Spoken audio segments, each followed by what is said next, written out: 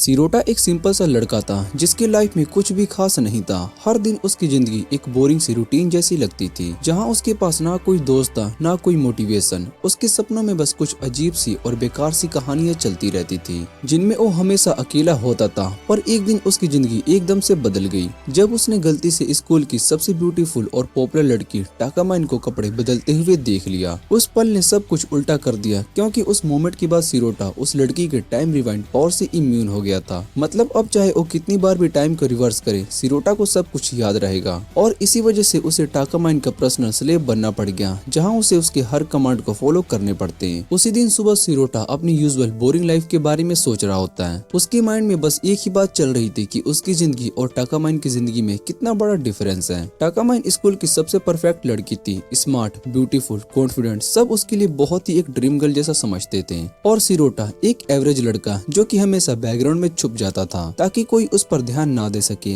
Lunch के time पर वो अपना डब्बा लेकर स्टोर रूम में चला गया, जहाँ पर वो हमेशा चुपके से खाना खाता था। पर उस दिन कुछ अलग हुआ। टाकामाइन बिना नोटिस दिए उस रूम में गई और अपने कपड़े बदलने लगी। सिरोटा बहुत ही शौक में था। उसने अपनी आंखें बंद करने की कोशिश की पर क्यूरियोसिटी ने उसे रोक लिया। उसने एक बार देखा और उसके सामने स्कूल का सबसे बड़ा ट्रेजर था। उस पल ने उसके दिमाग में एक ऐसा इफेक्ट छोड़ दिया जैसे कि टाइम रुक सा गया हो। पर उसके मन में एक और सवाल उठ गया, टाकामाइन जैसी परफेक्ट लड़की थी, चुप कर कपड़े क्यों बदल रही थी? क्या वो कुछ छुपा रही है? थोड़ी देर के बाद एग्जाम रिजल्ट आए। सिरोटा जिससे हमेशा लो मार्क्स मिलते थे, उस दिन उसे 52 मार्क्स मिले थे। उसके लिए एक बहुत ही मिरेकल जैसा था। लेकिन सबसे शॉकिंग बात ये होती है कि टाकामाइन जिसे हमेशा 100 मार्क्स मिलता था, उस दिन सिर्फ 98 स्कोर ही मिलते हैं। पूरा क्लास बहुत ही सरप्राइज में हो गया होता है। सब उसके बारे में विस्पर करने लगते हैं। टाकामाइन खुद भी थोड़ी सी पैनिक में लग रही थी और टीचर से बार बार पूछ रही होती है कि रिजल्ट दोबारा से चेक हुआ या फिर नहीं। टीचर ने कंफर्म किया सब सही है। पर सिरोटा ने देखा कि टाकामाइन का एक्सप्रेशन एकदम से बदल गया है। तभी अपनी जगह से उठती है और सबके सामने अपना पीच प्रोटेक्टर निकाल देती है। पूरा क्लास बहुत ही शौक में था और सिरोटा तो बिल्कुल फ्रीज सा हो गया था। लेकिन अगले सेकंड सब कुछ बदल गया। वो अपने डेस्क पर उठकर बैठ गया जैसे एक सपना था। सब कुछ फिर से वैसे ही हो रहा था जैसे पहले हुआ था, बस इस बार टाकामाइन का रिजल्ट 100 था। सिरोटा बहुत ही कंफ्यूज हो गया। उसे क्लियरली याद था कि पहले वो 98 थी। अब उसके दिमाग में हजारों सवाल घूम रहे थे। क्या ये सब उसकी इमेजिनेशन में हुआ था? क्या टाकामाइन के पास कोई स्पेशल पावर थी? क्या उसने टाइम को रिवर्स कर दिया है? वो पूरा दिन को समझ नहीं पा रहा था। उसका दिल कह रहा था कि उसे कुछ तो अजीब हो रहा है। और फाइनली हिम्मत करके वो टाकामाइन के पास गया, स्टूडेंट काउंसिल रूम में। थोड़ा नर्वस होकर उसने कहा, ओ तुम्हारा मैथ का रिजल्ट तो 98 नहीं था क्या? टाकामाइन ने उसकी तरफ देखा और उसकी आंखों में एक अलग सी चमक थी। उस मोमेंट में सिरोटा को समझ में आ गया कि उसकी लाइफ अब नॉर्मल नहीं रहने वाली है, कुछ बड़ा होने वाला था। एक ऐसी कहानी जिसमें टाइम, इमोशन और सीक्रेट सब कुछ एक दूसरे से जुड़े हुए थे। टाकामाइन की आंखें एकदम से तेज हो जाती हैं जब वो सिरोटा से पूछती है, क्या तुमने ये बात किसी और को बताई है? सिरोटा उसके डरावने लुक से कांपने लग जाता है और तुरंत कहता है, नहीं, मैंने किसी को कुछ भी नहीं बताया। टाकामाइन थोड़ी सी शांत होती है पर उसकी एक्सप्रेशन से लगता है कि बात अभी खत्म नहीं हुई है। फिर वो गुस्सा करती है कि सिरोटा ने उसे देख लिया था। सिरोटा सोचता है शायद से वो एग्जाम के स्कोर के बारे में बात कर रही है, लेकिन तभी टाकामाइन उसे कॉर्नर में दबा देती है और कहती है, तुमने मुझे स्टोर रूम में देख लिया था, है ना? ये सुनकर सिरोटा एकदम से फ्रीज हो जाता है। उसे समझ में नहीं आता है कि टाकामाइन को ये सब कैसे पता चला। पर गुस्सा करने की बजाय टाकामाइन एक अजीब से स्माइल देती है और कहती है, जो हो गया सो हो गया। फिर उसके साथ एक डील करने की बात करती है। टाकामाइन सिरोटा को बैठने के लिए कहती है और उसके लिए पानी का गिलास लेकर आती है। सिरोटा अपनी जान बचाने के डर से कांप रहा होता है। उसे लगता है कि टाकामाइन उसके पानी में जहर मिलाएगी। उसके हाथ इतने कांप रहे होते हैं कि पानी गिर जाता है और थोड़ा सा टाकामाइन पर छिड़क जाता है, लेकिन वो एकदम से फास्ट रिएक्शन से बच जाती है। सिरोटा तुरंत गिरे हुए पानी को साफ करने लगता है, डर के मारे कहीं गलती ना हो जाए। पर टाकामाइन कहती है, ये तो एक अच्छा एग्जाम्पल था।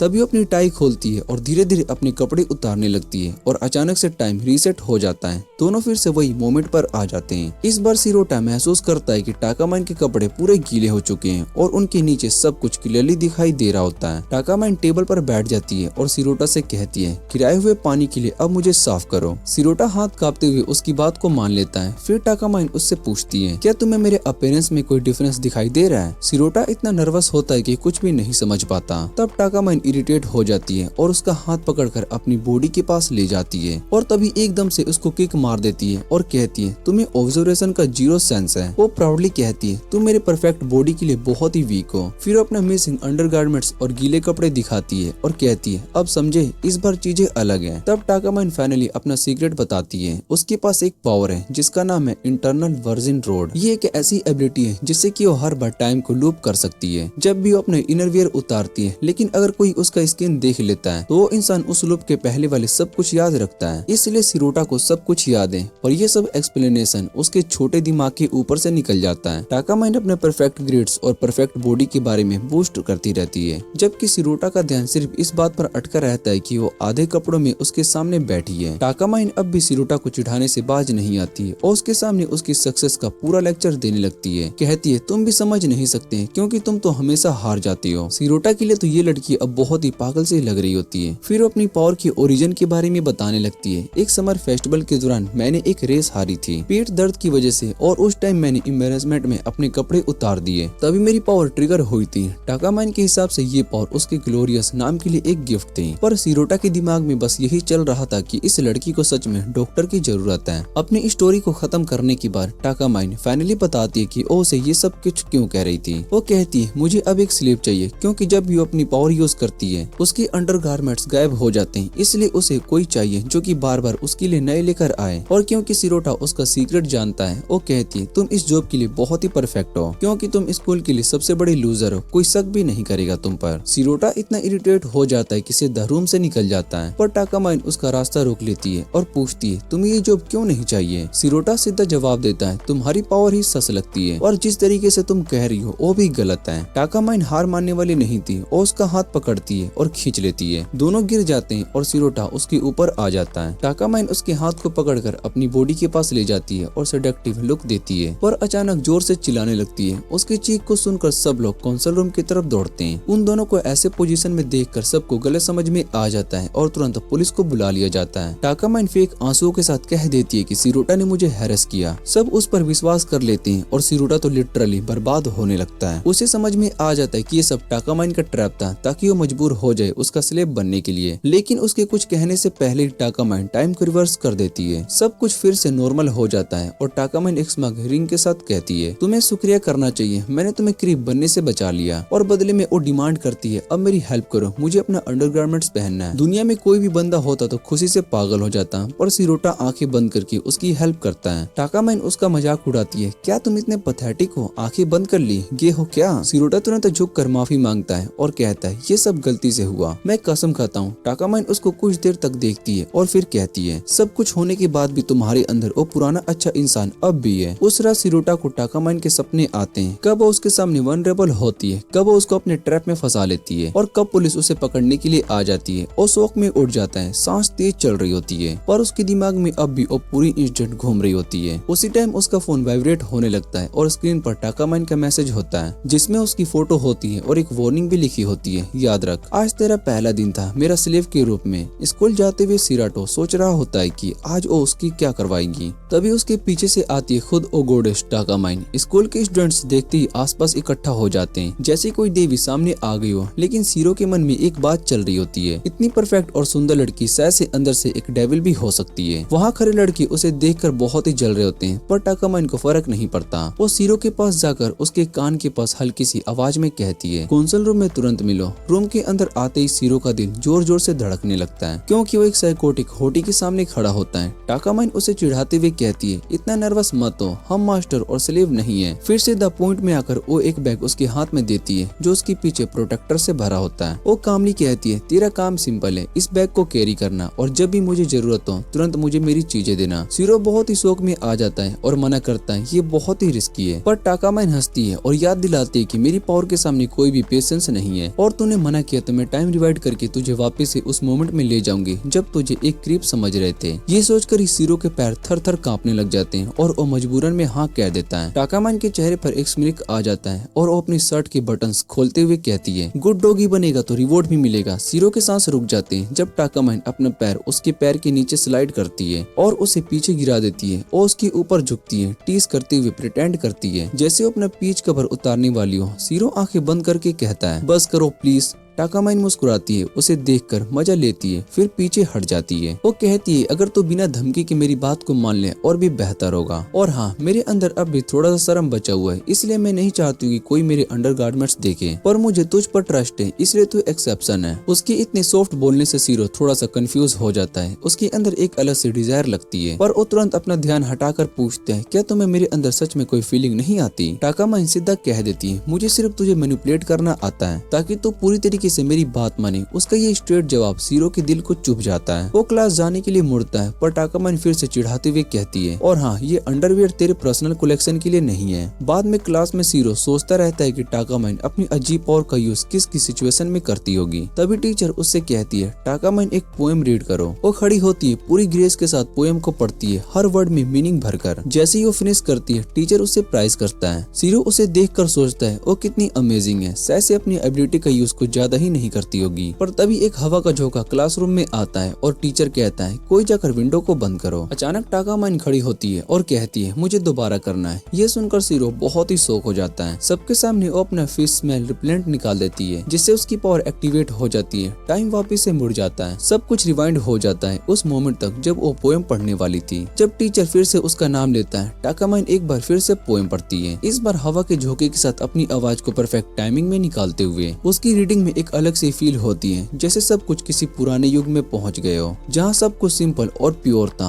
हवा के साथ मिलकर उसकी वॉइस एक सीन जैसी लगती है, किसी हिस्टोरिकल कहानी का। पोएम खत्म होते ही पूरी क्लास खड़ी हो जाती है और तालियां बजाने लगती है। टाकामाइन सीधा सीरो की तरफ देखती है, विक्ट्री वाली स्माइल के साथ। सीरो के दिमाग में ये बात क्लियर हो जाती है, अगर ये लड़की अपनी पावर छोटी छोटी बातों में यूज भी करती है तो मुझे उसके अंडरगारमेंट्स बार बार पहनाने पड़ेंगे। तभी टाकामाइन उसकी तरफ एक पेपर बॉल फेंक कर कहती है, जल्दी करो। सीरो समझ जाता है कि अब उसका काम शुरू हो गया है। वो इधर उधर देखकर डिसाइड करता है कि अभी क्लास में ये काम करना इम्पॉसिबल है, तो ब्रेक में करेगा। पर टाकामाइन तो हमेशा से एक स्टेप अलग होती है। वो अपना इरेजर उसके पास फ्लोर पर गिरा देती है, एक साइलेंट सिग्नल के साथ, अभी मौका है, करो। सीरो हेजिटेट करता है, पर उसे याद आता है कि अगर उसने मना किया तो टाइम को रिवाइंड करके उसे जेल में भेज दिया जाएगा। मजबूरन वो अपनी पॉकेट में छुपाए हुए उसके अंडरगारमेंट्स के साथ एक्शन में आता है और नीचे झुककर इरेजर को उठाता है, और जब कोई नहीं देख रहा होता है तो एक स्मूथ मूव में टाकामाइन के स्लिम लेग पर वो उन्हें पहना देता है और सीधा अपनी सीट पर लौट जाता है। जब सब कुछ नॉर्मल होने लगता है, वो अंदर ही अंदर खुशी मनाता है कि काम सक्सेसफुल हो गया। लेकिन जब वो फिर से टाकामाइन की तरफ देखता है तो उसका चेहरा फ्रीज हो जाता है। उसने सही से नहीं पहना था और अब स्लिप होने वाले थे। टाकामाइन आंखों से सिग्नल करती है, ठीक करो, लेकिन खुद एडजस्ट करने से मना कर देती है। तभी टीचर स्टूडेंट्स के नाम लेने लगते हैं बुक्स बांटने के लिए, और सीरो के दिमाग में एक डरावनी सोच आती है, अगर टाकामाइन फ्रंट में आ गई और उसके अंडरगारमेंट्स गिर गए तो वो ब्लेम उस पर डाल देगी और उसकी लाइफ बर्बाद हो जाएगी। फिर उसे याद आता है वो बात जो कि टाकामाइन ने कभी कही थी, अगर कोई और मेरे अंडरगारमेंट्स देख ले तो मुझे शर्म आएगी, पर अगर तू देख ले तो मुझे कोई फर्क नहीं पड़ता। ये याद आते ही सीरो एक डिसीजन लेता है। जब टीचर टाकामाइन का नाम लेते हैं तो वो खुद फ्रंट में चला जाता है। टीचर पूछता है, तू यहाँ पर क्यों आया? सीरो झूठ बोलता है, सर मैंने गलती सुना।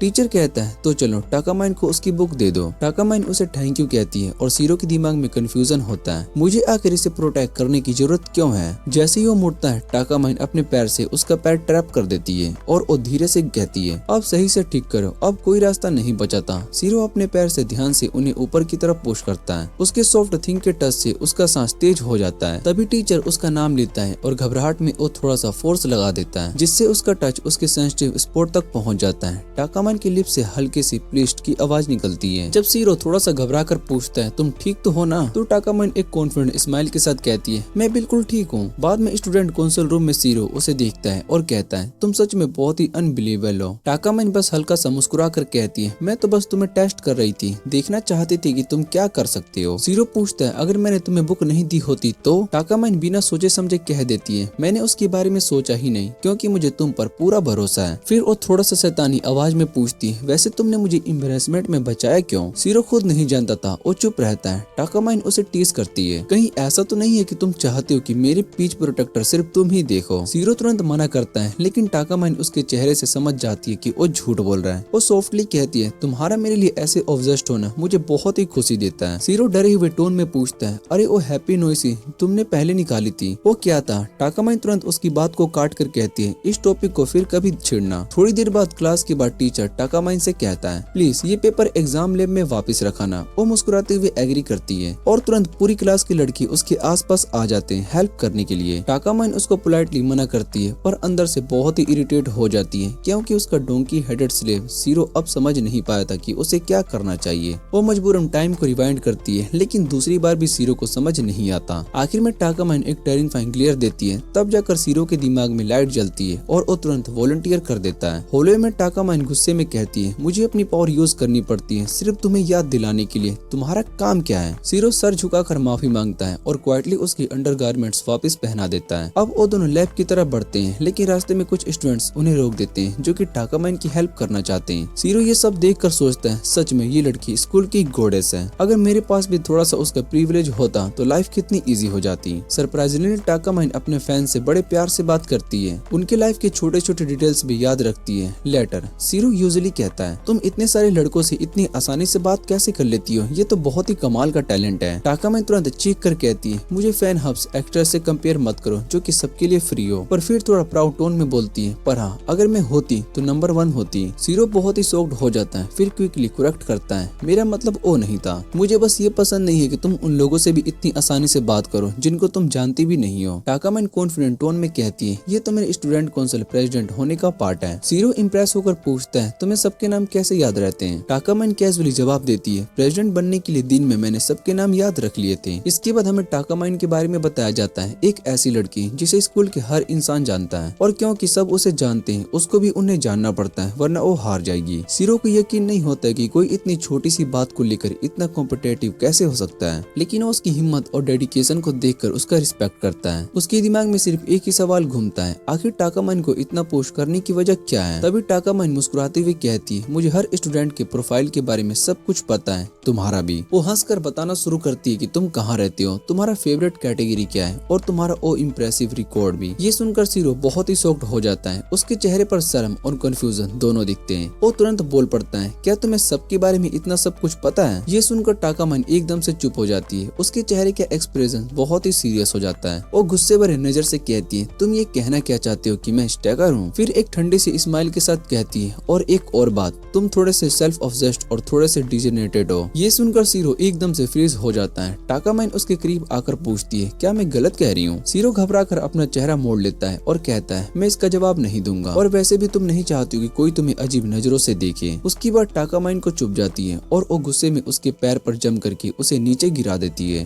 फिर उसके ऊपर खड़ी होकर कहती है, अगर मुझे तुम्हारी वो नजर पसंद हो तो फिर क्या करोगे? सीरो का दिमाग घूम जाता है। सामने स्कूल की गॉडेस उसके ऊपर झुकी होती है और अपनी शर्ट के बटन खोल रही होती है, सिर्फ उसका रिएक्शन देखने के लिए। पैनिक में सीरो चिल्लाता है, पहले हमें कपल बनना पड़ेगा, तब मैं इसका जवाब दूंगा। टाकामाइन एक पल के लिए रुक जाती है और फिर जोर से हंस पड़ती है। उसने ऐसा जवाब एक्सपेक्ट नहीं किया था। एक्टिंग छोड़कर वो उसके पास बैठ जाती है और सॉफ्टली पूछती है, तुमने कपल बनने वाली बात का क्या मतलब है? सीरो शर्म से लाल हो जाता है और कहता है, नहीं नहीं, मैंने ऐसे ही बोला था। टाकामाइन फिर से हंस पड़ती है, उसकी रिएक्शन का दूसरा मजा लेते हुए। फिर उठकर कहती है, मुझे तुम्हारा आंसर पसंद आया, और ये कहकर वो वहाँ से चली जाती है। सीरो बस वहाँ पर बैठा रहता है, पूरा कंफ्यूज्ड। वो उसे फॉलो करने के लिए उठता है, पर स्टेयर से गिर जाता है। थोड़ी देर के बाद जब वो होश में आता है तो अपने आप को क्लिनिक में पाता है। उसका सिर टाकामाइन के गोद में रखा होता है। शौक होकर वो पूछता है, ये क्या हुआ? टाकामाइन कामली कहती है, तुम स्टेयर से गिर गए थे और मैंने टाइम रिवर्स करके तुम्हें यहाँ ले आया। सीरो उसे थैंक यू बोलता है, पर टाकामाइन उसका सर वापिस से गोद में दबा लेती है और कहती है, ये तुम्हारा नया प्रोफाइल है। फिर वो हंसी के साथ कहती है, तुम एक वीक वर्जिन हो, मतलब सीरियस इंसान। और दोनों के बीच एक सॉफ्ट और थोड़ा सा इमोशनल मोमेंट होता है, पर टाकामाइन उस मोमेंट को तोड़ देती है जब वो कैजुअली बोलती है, वैसे मैं अभी अंदर कुछ भी नहीं पहनी हूँ। ये सुनते ही सीरो सीधा उठ जाता है और पूरा शॉक हो जाता है। सीन स्टार्ट होता है जब सीरो को होश आता है और उसे याद आता है कि स्कूल तो खत्म हो चुका है। वो एकदम से पैनिक हो जाता है क्योंकि उसका रिमेडियल जिम एग्जाम मिस हो गया था और अब उसे मैराथन लैप्स दोबारा करने पड़ेंगे। और थोड़ा सा सीरियस हो जाता है और कहता है, इस बार मुझे कम से कम एक बार तो जीत कर दिखाना ही होगा। उसका डिटर्मिनेशन देखकर टाकामाइन बहुत ही इम्प्रेस हो जाती है। टाकामाइन डिसाइड करती है कि वो खुद उसका रिमेडियल देखने जाएगी, पर ओवेसली उसके लिए कुछ भी इजी नहीं होने वाला था। रेस के बीच में सीरो का स्टेमिना डाउन हो जाता है और वो सबसे पीछे रह जाता है। टाकामाइन उसकी रेस को रोक देती है और उसका रनिंग फॉर्म सुधारती है, पर उसके पास आने से सीरो बहुत ही कंफ्यूज हो जाता है क्योंकि टाकामाइन का स्विफ्ट स्योक्ट शर्ट एकदम से सी टफ हो गया था। सीरो का दिमाग एकदम से बहुत ही शॉर्ट सर्किट हो जाता है। टाकामाइन उससे कहती है 30 मिनट के अंदर रेस को कंप्लीट करनी होगी। सीरो पूरी कोशिश करता है लेकिन वो फेल हो जाता है। दूसरे स्टूडेंट्स उसका मजाक उड़ाते हैं कि टाकामाइन ने पोस्टर सुधारा है और फिर भी वो हार गया, पर टाकामाइन कहती है हम तब तक ट्राई करेंगे जब तक कि तुम जीत नहीं जाते।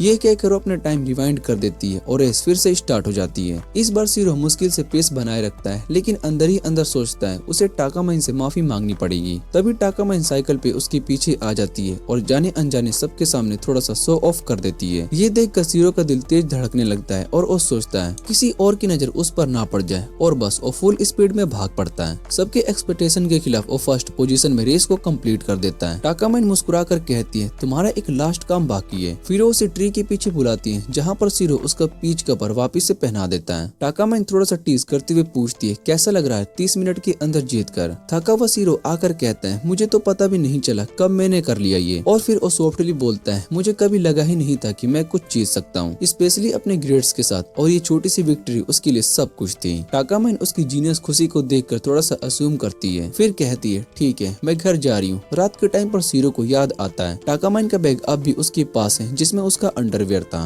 वो सोचता है कल मैं वापस दे दूंगा, लेकिन बैग हाथ में आते ही उसकी इमेजिनेशन इधर उधर दौड़ने लगती है। तभी उसके फोन पर मैसेज आता है टाकामाइन का कॉल। वो कहती है मुझे मेरा बैग भी चाहिए, मैं नाइट रन पे जा रही हूँ। सीरो सोचता है कि ये भी कोई उसका टेस्ट होगा, पर तब टाकामाइन उसे एक फोटो भेजती है बिना कुछ पहने हुए और लिखती है अगर तुमने रिप्लाई नहीं किया तो मैं बिना इनके ही बाहर निकल जाऊंगी। ये देखते ही सीरो बहुत ही पैनिक में आ जाता है और सीधा भाग पड़ता है उससे मिलने के लिए। थोड़ी देर के बाद टाकामाइन एक और फोटो भेजती है पार्क से, जहाँ बैकग्राउंड में एक और रैंडम लड़का उसकी तरफ देख रहा होता है। सीरो का दिमाग घूम जाता है, उसके दिमाग में वर्स्ट केसेस सीन्स चलने लगते हैं, कहीं कोई उसके साथ कुछ गलत ना कर दे। पर असली में टाकामाइन ये सब सिर्फ एक प्रैंक के तौर पर प्लान किया होता है। वो बस एक फेक अपॉलजी बोलकर घर जाने वाली थी, लेकिन जब सीरो सच में आ जाता है तो वो अंदर ही अंदर बहुत ही खुश हो जाती है, पर अपने सुनाडे पर्सनालिटी दिखाते हुए कहती है तुमने जल्दी से रिस्पॉन्ड करके अच्छा किया, लगता है कि तुम्हें अपनी स्लेव वाली जगह बहुत ही अच्छा लग रहा है। क्लासरूम के कॉर्नर में सीरो और टाकामाइन के बीच में थोड़ा सा इमोशनल मोमेंट होता है। सीरो कहते कि बात किसी की ऑर्डर मानने की नहीं है, बल्कि अगर कुछ बुरा हो जाता तो वो टाइम को रिवाइंड भी नहीं कर पाती, क्योंकि आज वो अंडरवेयर पहने ही नहीं है। टाकामाइन उसकी बात सुनकर थोड़ा सा शॉक हो जाती है, लेकिन तुरंत अपने एक्सप्रेशन को कवर करते हुए उसका मजाक उड़ा देती है। वो कहती है तो क्या तुमने सोचा कि मैं किसी और को टच होने वाली थी? सीरो तुरंत शर्मा जाता है और कहता है नहीं ऐसा कुछ भी नहीं है, मैं सिर्फ वॉरियर था। उसके बाद टाकामाइन का चेहरा थोड़ा सा सॉफ्ट हो जाता है और पहली बार वो सीरो को बहुत ही अच्छे से थैंक यू करती है। वो कहती है तुम एक ऐसे हो जो कि मेरी चिंता करते हो, और क्योंकि तुम्हें मेरा सीक्रेट पता है तुम्हें अपने आप को स्पेशल समझना चाहिए। उसकी बात एक तरह से प्राइज भी थी और थोड़ा सा मौक भी, लेकिन सीरो के दिल में एक अजीब सी खुशी थी। उसे लगा जैसे कोई उसे अपना जानता हो जिससे कि कोई और नहीं हो। उस पल से ही सीरो ने डिसाइड कर लिया अब वो कहीं भी अपनी नजर उससे नहीं हटाएगा। अगले दिन स्विम क्लास का होता है। जैसे ही टाकामाइन पूल में डाइव करती है सब लोग लिटरली बहुत ही शौक रह जाते हैं। वो इतनी स्पीड से स्विम करती है कि कोई उनको देख भी नहीं पाता और हरा भी नहीं पाता, जो कि स्विम टीम का एस है और मिचेल फिलिप्स के साथ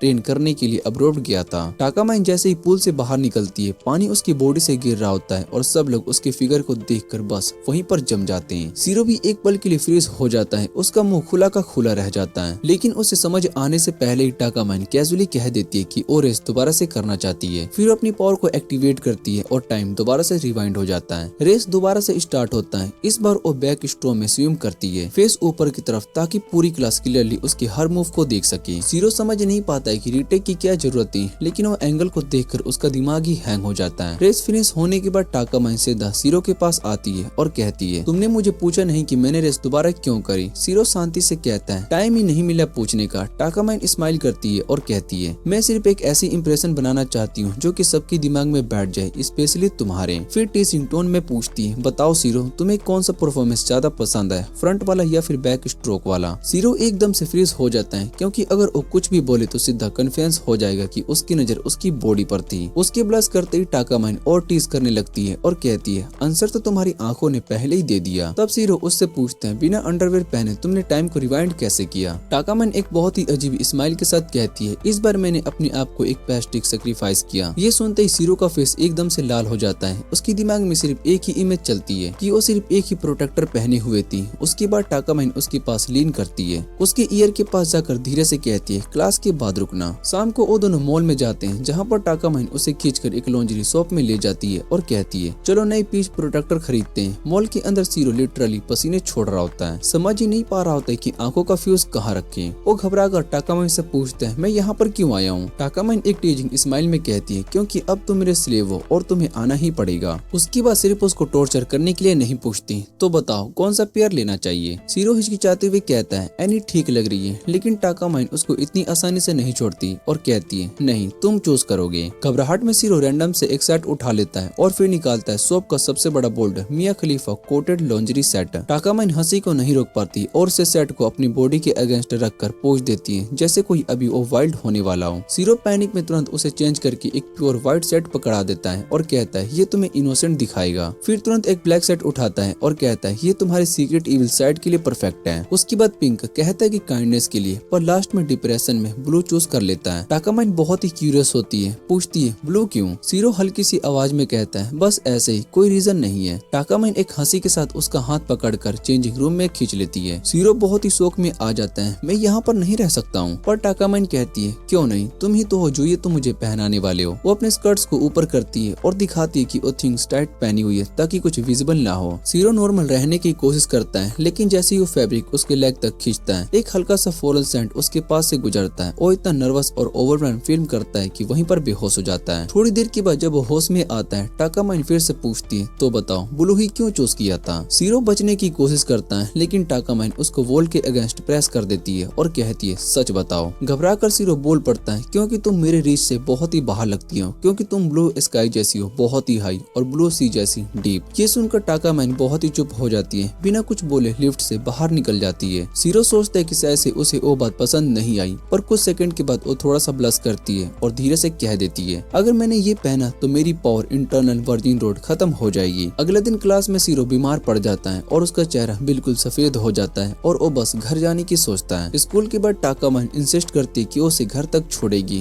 क्योंकि वो उसका एरिया में ही रहता है। घर पहुंचकर वो बहुत ही सरप्राइज होती है कि सीरो का रूम एक्चुअली क्लीन है, पर तुरंत उसका लैपटॉप को चेक करती है, देखती है कि सीक्रेट कलेक्शन रखी हुई है जॉनी सिंस की। सीरो बहुत ही पैनिक में लैपटॉप को बंद कर देता है। टाकामाइन हंसकर कह देती है अपने स्लेव का ध्यान रखना पड़ता है वरना बेकार हो जाएगा। फिर वो पूछती है तुम प्रॉपर खाना खाते हो। सीरो कहता है नहीं, ज्यादा नहीं। टाकामाइन कहती है तो चलो मैं तुम्हारे लिए कुक करती हूँ। सीरो मना करता है, लेकिन वो इग्नोर कर देती है और टीज करती है तो क्या मैं सिर्फ अप्रून पहनूं कुकिंग के लिए और तुम्हारा स्वीट भी वाइप कर दूं। ये सुनकर सीरो और ज्यादा बर्दाश्त नहीं कर पाता और उसे रूम से बाहर धक्का दे देता है और कहता है मैं खुद का ख्याल रख सकता हूँ। लेकिन अगली पल टाकामाइन अपने पावर से रिवाइंड करती है और एक पल में ही ब्लिंक में सीरो के टेबल पर गर्मा गर्म चावल का बॉल और एक फ्रेश टॉवल पहनते हुए आती है।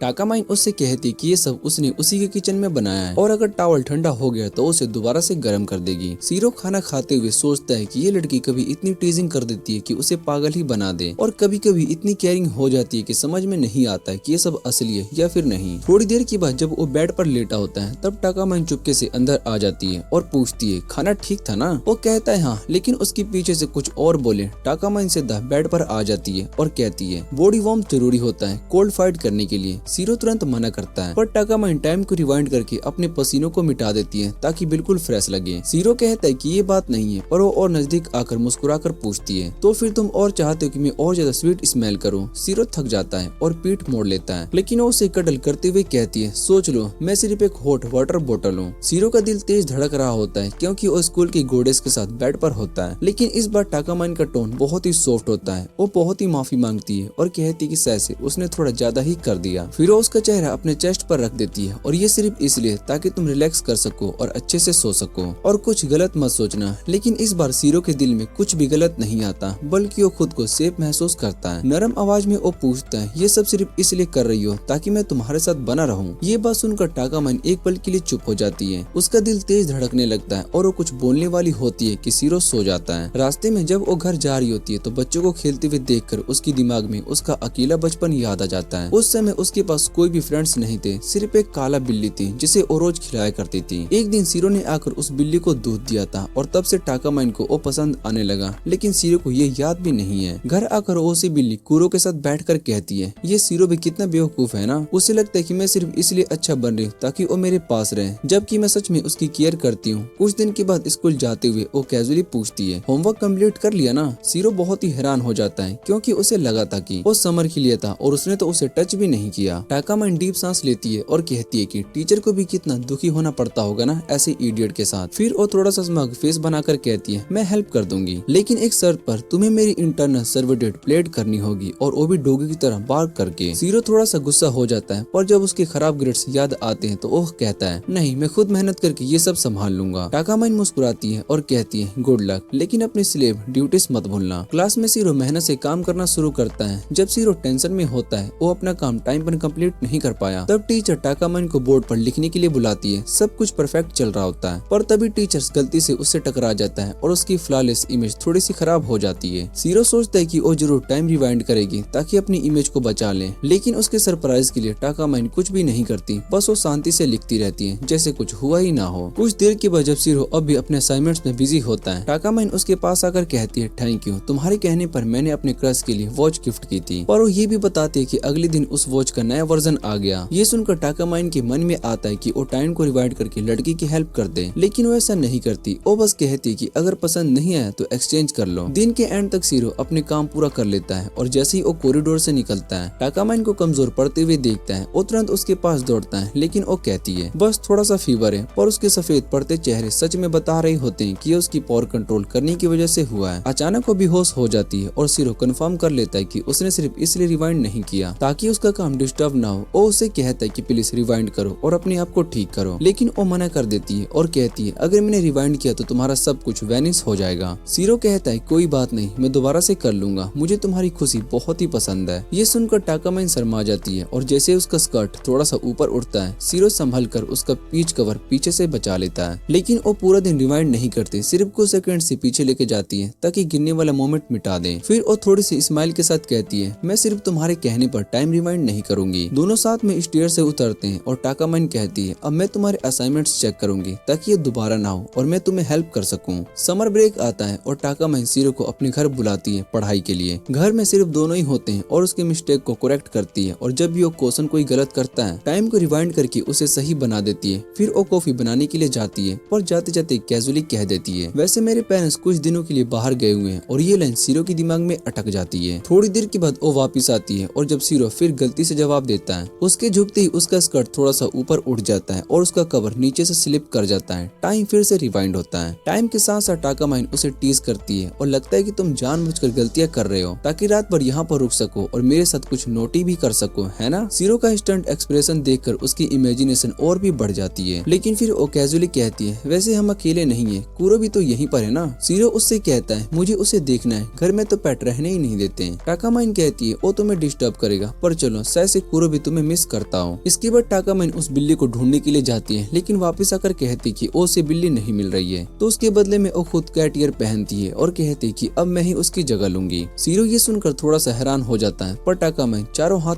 और पैरों में बिल्ली की तरह चलने लगती है। उसके हर मुंह में एक अलग ही कॉन्फिडेंस आता है, कमर हिलती हुई, आवाज में हल्की सी मियाओ वाली आवाज और स्वीटनेस होती है। सीरो कंट्रोल करने की कोशिश करता है, पर उसका बॉडी उसका साथ नहीं देता। टाकामाइन उसके पास आकर उसके लैप में बैठ जाती है और कहती है, जब तक मैं खुद सेटिस्फाइड नहीं हो जाती तब तक मैं यहीं पे रहूंगी। तब तक बहुत ही रात हो चुकी होती है। सीरो अपना होमवर्क खत्म करता है और उस पर इल्जाम लगाता है कि ये सब उसके फैन सर्विस की वजह से हुआ है। टाकामाइन उसको कहती है कि बाहर बारिश होने वाली है, पर वो मजाक में उसकी बात को इग्नोर कर देता है। जब वो डोर को खोलता है तो सच में बाहर बहुत ही तेज बारिश हो रही होती है। तब टाकामाइन शांति से कहती है, लगता है तुम्हें यहीं पर रात रहना पड़ेगा, और फिर काम टोन में बताती है कि उसके पास सब कुछ रेडी है, एक्स्ट्रा तोफू, फूड, बाथरूम, और हल्की सी मुस्कुराहट के साथ कहती है, अगर चाहो तो मैं तुम्हारा बैग भी वॉश कर दूंगी, जैसा तुम चाहो। ये सुनकर सीरो बिल्कुल स्पीचलेस हो जाता है, पर तभी डोर के पास एक स्क्रैचिंग की आवाज आती है और वो बिल्ली कुरो वापस आ जाती है। टाकामाइन उसको अंदर लाती है और सोचती है सीरो बहुत ही खुश होगा, लेकिन वो बस नॉर्मल तरह से उसके साथ खेलने लगता है जैसे कुछ हुआ ही ना हो। टाकामाइन के चेहरे पर थोड़ा सा सैडनेस आता है और वो तुरंत अपना मूड छुपा लेती है और काम बनकर बेड पर बैठ जाती है और कहती है, चलो कोई स्टोरी सुना दो वक्त बिताने के लिए। सीरो सोचता है, पर जब वो स्कूल मेमोरीज बस बताता है दोस्तों के साथ गेम खेलना, टाइम पास करना, तो टाकामाइन बहुत ही चिढ़ जाती है जैसे उसे कुछ और सुनना था। फिर सीरो पानी मांगता है लेकिन टाकामाइन गुस्से में पूरी बोतल पी जाती है। फिर कहती है एक और स्टोरी बताओ। इस बार वो अपना चाइल्डहुड निकनेम बताता है और टाकामाइन फिर से बोरेड होकर चुप हो जाती है। सीरो शावर लेने के लिए परमिशन मांगता है पर टाकामाइन टॉवल में वापस आकर कहती है अभी नहीं, तुम अभी नहीं कर सकते हो। वो बेड पर मुंह मोड़ के लौट जाती है जैसे उसे बहुत ही बुरा लगा हो कि सीरो को कोई बात याद ही नहीं है उसकी। सीरो थोड़ा सा गिल्टी फील करता है और सोचता है कि कोई और कहानी बताएं। तब उसे एक पुरानी बात याद आती है। एक टाइम वो एक स्टेरी कैट का ख्याल रखता था, एक छोटी बाल वाली लड़की के साथ। वो लड़की हमेशा उस कैट के लिए चिंता और बहुत ही ज्यादा टॉयल लाती थी। टाकामाइन पूछती फिर उस लड़की का क्या हुआ। सीरो धीरे से कहता है कि उसने मुझे एक दिन अपनी फीलिंग बताई थी पर मैं चुप रहा। उसके बाद वो लड़की और वो कैट दोनों ही गायब हो गए। वो आखिरी में कहता है शायद से मुझे उसका जवाब देना चाहिए था पर मैं कभी उसका नाम भी नहीं जान पाया। ये एक रूम में साइलेंस रह जाता है और टाकामाइन की आंखों में एक बहुत ही एहसास होता है। टाकामाइन जो असल में वही लड़की होती है वो उसके सामने बैठी होती है और बिना कुछ कहे उसे समझाने की कोशिश करती कि वो सब जोड़े। फिर वो उससे पूछती कि अगर उस लड़की से दोबारा मिले तो क्या करेगा। पर सीरो का दिमाग कुछ और ही सोचता है और वो उसे ये पूछ लेता है कि क्या तुम उस लड़की को जानती हो। ये सुनकर टाकामाइन थोड़ा सा डिसअपॉइंटेड हो जाती है। फिर अपने आप को संभाल कर कहती है कम से कम तुम्हें याद तो है। तभी एक जोर का बिजली कड़कता है जिससे कि वो इतनी डर जाती है कि उसका टॉवेल उसके शरीर से फिसल जाता है और जब बिजली फिर से चमकती है तो वो डर के मारे उसके ऊपर ही गिर जाती है। तब सीरो को समझ में आता है कि वो दरअसल लाइटिंग से दूर थी और उसने अपने असाइनमेंट्स का बहाना सिर्फ उसको अपने पास रखने के लिए बनाया था। वो उसके ऊपर गिरकर हल्की सी आवाज में कहती है वो इस मोमेंट को मिटा देना चाहती है पर जब उसके पावर्स उस पर काम नहीं करते हैं तो वो उससे विनती करती है कि तुम ही मेरी मेमोरी से ये पल मिटा दो। उसके बाद वो उसकी बाहों में थोड़ा सा डर के साथ लिपटी रहती है और सीरो पहली बार उसे टाकामाइन को देखता है जैसे कोई और कभी नहीं देख पाया, एक वनरेबल और असली साइड। जब लाइट वापस आ जाती है टाकामाइन तुरंत उठकर अपने आप को टॉवल में लिपटा लेती है और कहती है कि वो कुछ कुक करने के लिए जा रही है। सीरो कहता है कि उसे जरूरत नहीं है पर वो मुस्कुराते हुए कहती है कि ये तुम्हारे लिए नहीं है लेकिन अगर तुम मेरी बात मानो तो मैं तुम्हारे लिए बना दूंगी। क्योंकि दोनों घर में अकेले होते हैं वो गेम को प्रपोज करती है और दोनों न्यूएड कपल बनकर रोल प्ले करेंगे। रोल सिंपल है, अगर कोई मना करेगा तो वो अपनी जिंदगी में कभी रिलेशनशिप में नहीं आ सकेगा। सीरो बहुत ही इरिटेट होकर कहता है कि ये सब बकवास है पर टाकामाइन के लिए बहुत ही परफेक्ट गेम होता है। उसके लिए सीरो सबसे आसान इंसान था जिसे वो मजाक कर सकती थी, एक ऐसा इडियट जो कि कभी मना नहीं करता। गेम स्टार्ट होने के बाद टाकामाइन किचन में चली जाती है और जब सीरो उसे चेक करने के लिए जाता है तो उसे देखकर एक पल के लिए रुक जाता है। टाकामाइन अपरोम में किसी डिजर्ट जैसी लग रही होती है। वो हंसते हुए कहती कि अपनी वाइफ की तरह ट्रीट करो मुझे। सीरो ऑकवर्डली कहता है कि थोड़ा सा कवर पहन लो जिसके बाद टाकामाइन हंसी के साथ कहती है कि तो हेल्प करो ना मुझे। वो उसे हल्के से कपड़ों से कवर कर देता है और फिर उसे सूप में मदद करने के लिए कहती है लेकिन सीरो उसके पास होने की वजह से इतना डिस्ट्रैक्टेड होता है कि सूप जल जाता है। टाकामाइन टाइम को रिवाइंड करके थोड़ा सा गुस्सा होकर कहती है ध्यान कहाँ है तुम्हारा। फिर दोनों मिलकर अपने डिनर कंप्लीट कर लेते हैं। जब सीरो उसके कुकिंग की तारीफ करता है तो हल्का सा ब्लश करते हुए उसके पास बैठ जाती है और कहती है आज मैं तुम्हें फीड करूंगी जैसे कपल करते हैं। सीरो मुस्कुराते हुए हाँ कर देता है। मोमेंट बहुत ही रोमांटिक हो जाता है। तभी सूप गलती से उसके थिंग्स पर गिर जाता है। सीरो घबरा जाता है, अरे ये तो बहुत ही गर्म होगा। पर टाकामाइन उस सिचुएशन को बदलकर मुस्कुराते हुए कहती है इसे वेस्ट मत करो, क्लीन करो, टेस्ट तो अच्छा है ना, मेरे स्वीट के साथ मिलकर मिक्स सूप बना होगा। फिर वो धीरे से खड़ी होती है और सीरो के सामने उसकी स्मूथ स्किन और लेग्स चमक रही होती है जिसे देखकर वो एक पल के लिए सब कुछ भूल जाता है। जब सीरो थोड़ा सा घबरा जाता है टाकामाइन तुरंत टाइम को रिवाइंड करती है और हंसी के साथ कहती है अरे मैं तो मजाक कर रही थी। फिर अपनी डिग्निटी का जिक्र करके हंसी रोकती है और सीरो बस कंफ्यूज होकर बैठा रह जाता है, समझ नहीं पाता है कि क्या सच था और क्या सिर्फ एक ही टीज। डिनर खत्म होने के बाद टाकामाइन कहती है कि वो बात रेडी करेगी पर सीरो कहता है कि तुम अकेले जाओ, मैं डिशेस कर लेता हूँ। पर वो मना कर देती है और हंसकर कहती है नहीं नहीं, हमें कपल की तरह साथ में नहाना चाहिए। ये सुनकर सीरो बहुत ही शौक हो जाता है और जब टाकामाइन फिर से मुस्कुरा कर कहती है रिलैक्स, ये बस मजाक था। थोड़ी देर के बाद बाथरूम में सीरो फाइनली रिलैक्स कर रहा होता है और सोप को ढूंढ रहा होता है। तभी टाकामाइन अंदर आ जाती है सिर्फ एक टॉवल में लिपटी हुई। उसके चेहरे पर एक शैतानी से स्माइल होती है और उसके पास घूमती है और कहती है बस मजाक करती हूँ, इसका मतलब ये नहीं है कि मैं रुकती भी हूँ। उसके नजदीक आते ही वो टीजिंग टोन में बोलती है वैसे तुम मेरे शैम्पू का कुछ गलती यूज तो नहीं करोगे ना। सीरो कुछ कह भी नहीं पाता तभी वो टॉवल गिरने देती है और उसके अंदर एक बहुत ही रिवेलिंग स्विम सूट पहनी होती है जिसे देखकर लगता है कि जैसे ये सीन रेटेड आर होने वाला हो। सीरो तुरंत निकलने की कोशिश करता है पर टाकामाइन उसे रोक कर कहती है, मैं तुम्हें वॉश करूंगी और ये प्रैक्टिस है फ्यूचर वाइफ के लिए जब मैं वाइफ बनूंगी। सीरो एक पल के लिए शौक में जम जाता है, सोचता है कि लड़की कितना आगे का सोच लेती है, पर वो बस हंसी के साथ कह देती है, ये तो तुम्हारे स्टे का रीपेमेंट है। मजबूरन सीरो मान जाता है लेकिन कहता है ज्यादा टाइम मत बढ़ाओ इससे। अंदर से अपनी इमोशन को कंट्रोल करने की पूरी कोशिश करता है, पर जब टाकामाइन अपने नंगे हाथों से उसके बैक पर सोप लगाने लगती है तो उसका ध्यान हिल सा जाता है। वो अपने दिमाग को डिस्ट्रैक्ट करने के लिए नंबर्स गिनने लगता है,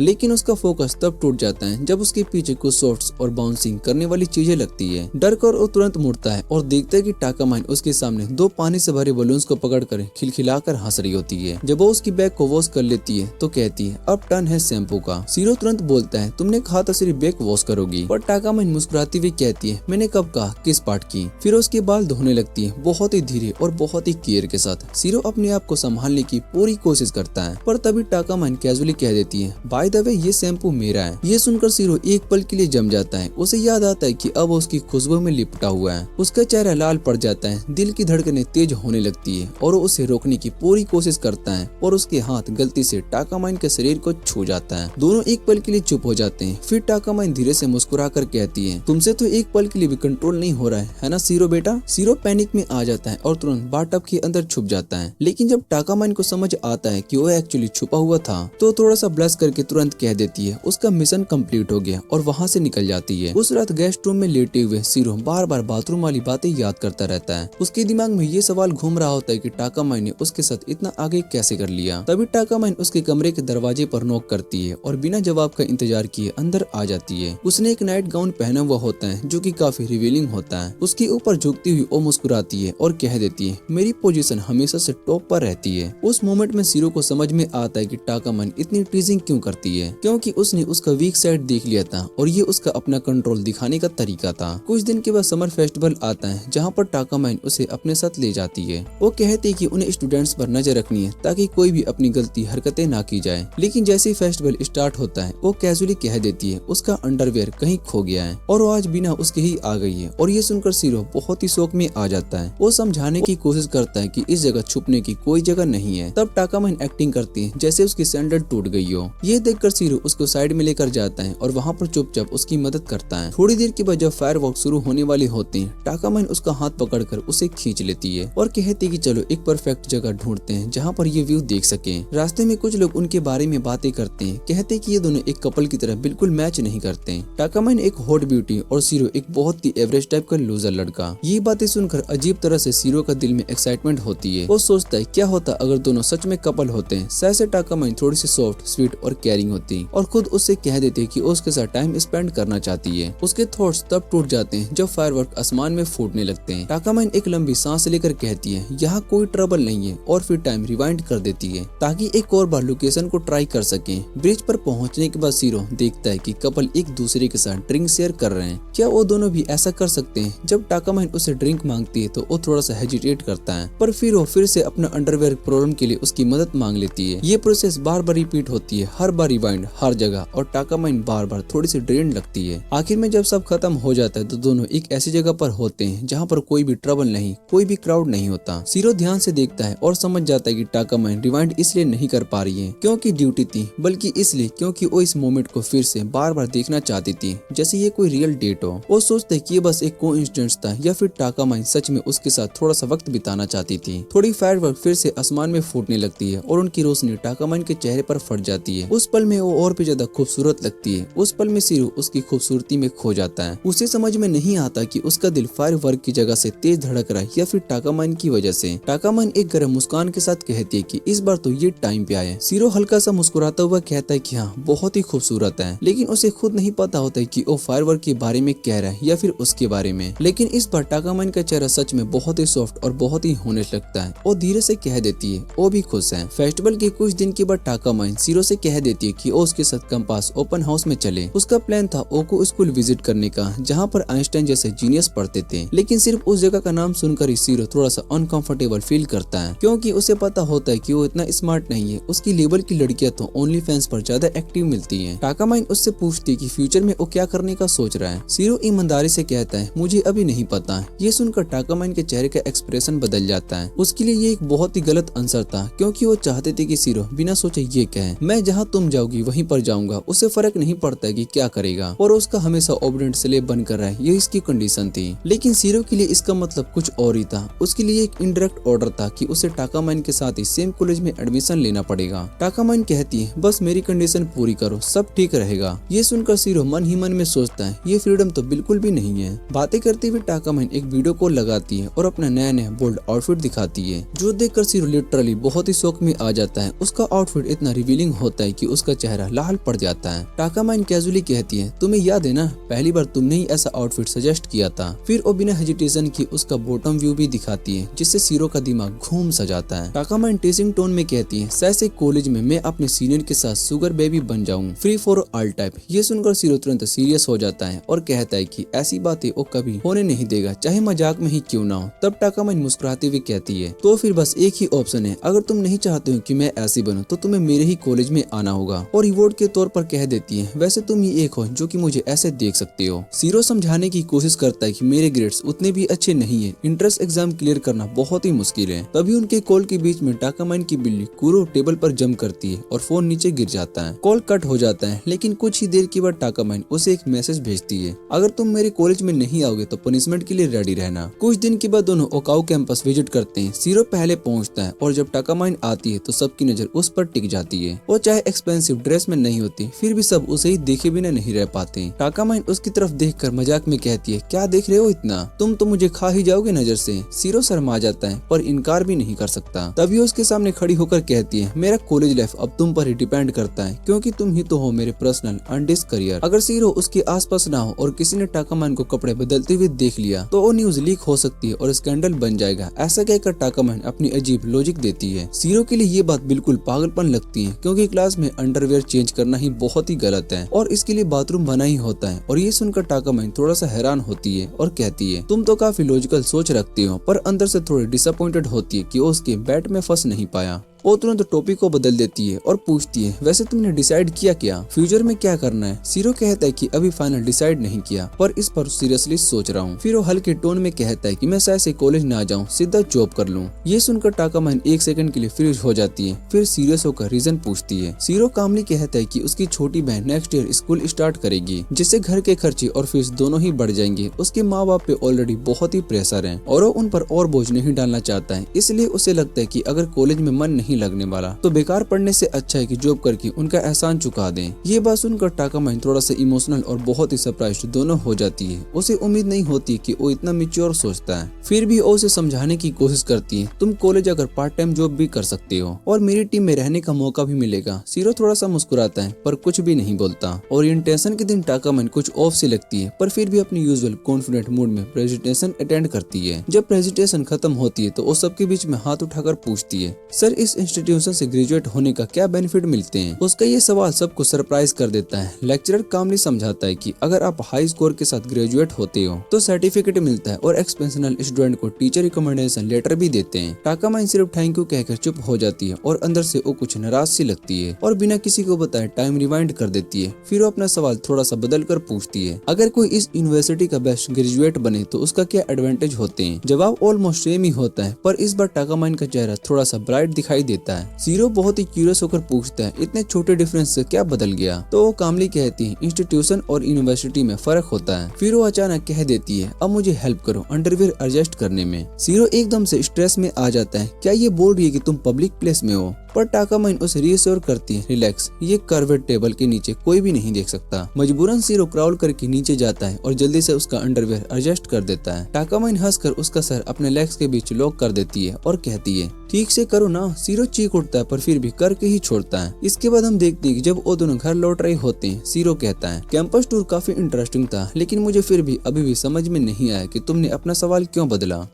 टाकामाइन बताती है कि उसका सपना एक ऑनलाइन गॉडेस बनने का है, एक ऐसी देवी जो कि सब कुछ जानती हो। उसके लिए हर चीज को क्लियरली डिफाइन करना बहुत ही इंपॉर्टेंट है, ताकि अगर उनके बीच में दूरी भी आ जाए तो वो सीरो का यूज इफिशिएंटली कर सके। ये सुनकर सीरो थोड़ा सा बहुत ही शौक हो जाता है। उसे लगता है कि जैसे टाकामाइन उसे चैन से बांध कर रखेगी, लेकिन वो हंसते हुए कहती कि ये सिर्फ एक मजाक था, कोई सच बात नहीं। पर फिर भी वो ये क्लियर कर देती है कि स्कूल के बचे हुए दिनों में वो सीरो को अपनी मर्जी के हिसाब से यूज करेगी। ये सुनकर सीरो एक मोमेंट के लिए फ्रीज हो जाता है। उसे लगता है कि उसे खुशी होनी चाहिए कि एक दिन वो टाकामाइन से फ्री हो जाएगा, पर उसके दिल में कुछ अजीब सा ट्विस्ट होता है, जैसे वो अलग होने के बारे में सोचकर दुखी हो रहा हो। नेक्स्ट डे स्कूल में सीरो बार बार कल के मोमेंट को याद करता है। टाकामाइन का उदास सा एक्सप्रेशन उसके दिमाग में घूमता रहता है। जब वो उसे ग्रेट करता है, टाकामाइन अपने यूजुअल कॉन्फिडेंट मूड में आती है, लेकिन सीरो को क्लियरली लगता है कि कुछ तो गलत है। उसकी स्कर्ट थोड़ी सी अजीब से लग रही होती है और स्टूडेंट्स अपने फोन्स उसकी तरफ पॉइंट कर रहे होते हैं। जब सीरो धीरे से उसको बताता है तो वो कहती है कि वो जानबूझकर ऐसा कर रही है, पर फिर भी वो उसे एडजस्ट कर लेती है, जैसे उसे डर हो कि सीरो चाहता है कि कोई और लड़का उसकी तरफ ना देखे। आगे बढ़ते हुए सीरो नोटिस करता है कि टाकामाइन ने सिर्फ एक ही सॉक पहना हुआ है। ये देखकर उसका डाउट और भी बढ़ जाता है कि आज टाकामाइन के साथ कुछ तो ऑफ है। ट्रेन में बैठते वक्त उसकी एंजाइटी और भी बढ़ जाती है। उसे लगता है कि जैसे टाकामाइन की परफेक्ट इमेज आज थोड़ी सी हिल गई हो। ध्यान से देखते हुए उसे लगता है कि वो अंदर कुछ पहनी है या फिर नहीं। वो उसे वार्न करने के लिए जा रहा होता है कि तभी टाकामाइन उसे देख लेती है। उसके बाद जैसे ट्रेन का डोर क्लोज होते हैं, उसकी शर्ट का हिस्सा डोर में फंस जाता है और वो एकदम से नीचे खींचती है, जैसे सबके सामने उसका सीक्रेट रिवील हो जाता है। सीरो को तुरंत याद आता है कि जो भी उसकी वो डिवाइन पार्ट को देखेगा वो उसकी पावर्स के इफेक्ट से इम्यून हो जाएगा। वो बिना सोचे समझे अपने हाथों से उसको कवर कर लेता है ताकि कोई और ना देख सके। टाकामाइन टाइम को वेस्ट नहीं करती है और वो तुरंत अपने फिंगर स्नैप करती है और पूरे दिन को रिवाइंड कर देती है। सुबह से सब कुछ रिपीट हो जाता है। सीरो बहुत ही शौक में हो जाता है, समझता है कि उसने पूरी रियलिटी को दोबारा से स्टार्ट कर दिया है। उस मोमेंट में सीरो के दिमाग में एक बात क्लियर हो जाती है, टाकामाइन चाहे उसे एक टूल की तरह ट्रीट करती हो, पर उसके दिल में उसको खो देने का डर जरूर था, इसलिए वो इतनी क्लमसी हो गई थी। ये समझकर सीरो एक डिसीजन लेता है। अब वो क्रम स्कूल को ज्वाइन करेगा और इतनी मेहनत करेगा कि ओकाउ यूनिवर्सिटी में टाकामे के साथ एडमिशन ले सके। पर जब वो पहली बार क्रैम स्कूल के गेट में एंट्री लेता है तो एकदम से एक ब्यूटीफुल ब्लोंड लड़की से टकरा जाता है, जो बिल्कुल एनिमी वर्जन लगती है मेरगोट रॉबी का। दोनों की आंखें मिलती है और एक मोमेंट के लिए सब कुछ फ्रीज हो जाता है। फिर वो लड़की खुशी से उसकी तरफ बढ़ती है और उसे टाइटली हग कर लेती है। ब्राइट स्माइल के साथ कहती है, hi my name is Ellie. Lesson के लिए साइन अप करने के बाद सीरो और एली नेचुरली एक साथ वॉक करने लगते हैं। चलते चलते सीरो के दिमाग में पुरानी यादें वापस से आने लगती है। उसे याद आता है कि उसने एली को आखिरी बार उसके लगभग 5 साल पहले देखा था। एली मुस्कुराकर कहती कि पहले वो उससे लंबी हुआ करती थी, पर अब देखकर हंस पड़ती है कि सीरो कितना लंबा हो गया है। पहले वो दोनों दिन भर बातें करते रहते थे, पर अगले स्कूल में एडमिशन लेने के बाद वो बिछड़ गए। सीरो उसे देखकर कहता है कि वो पहले से काफी बदल गई है, अब वो ज्यादा मैच्योर, स्टाइलिश और क्लासिक कॉन्फिडेंट के साथ चलती है। एली खुशी से हेयर फ्लिप करते हुए प्राउडली कहती कि अब वो इमेच्योर मॉडल करती है। फिर वो पूछती है, तुम्हारे प्लान्स क्या हैं आज के बाद? और जब सीरो कहता है कि अभी कोई खास प्लान नहीं है, तो वो बिना कुछ सोचे उसके हाथ को पकड़कर उसे पार्क ले जाती है,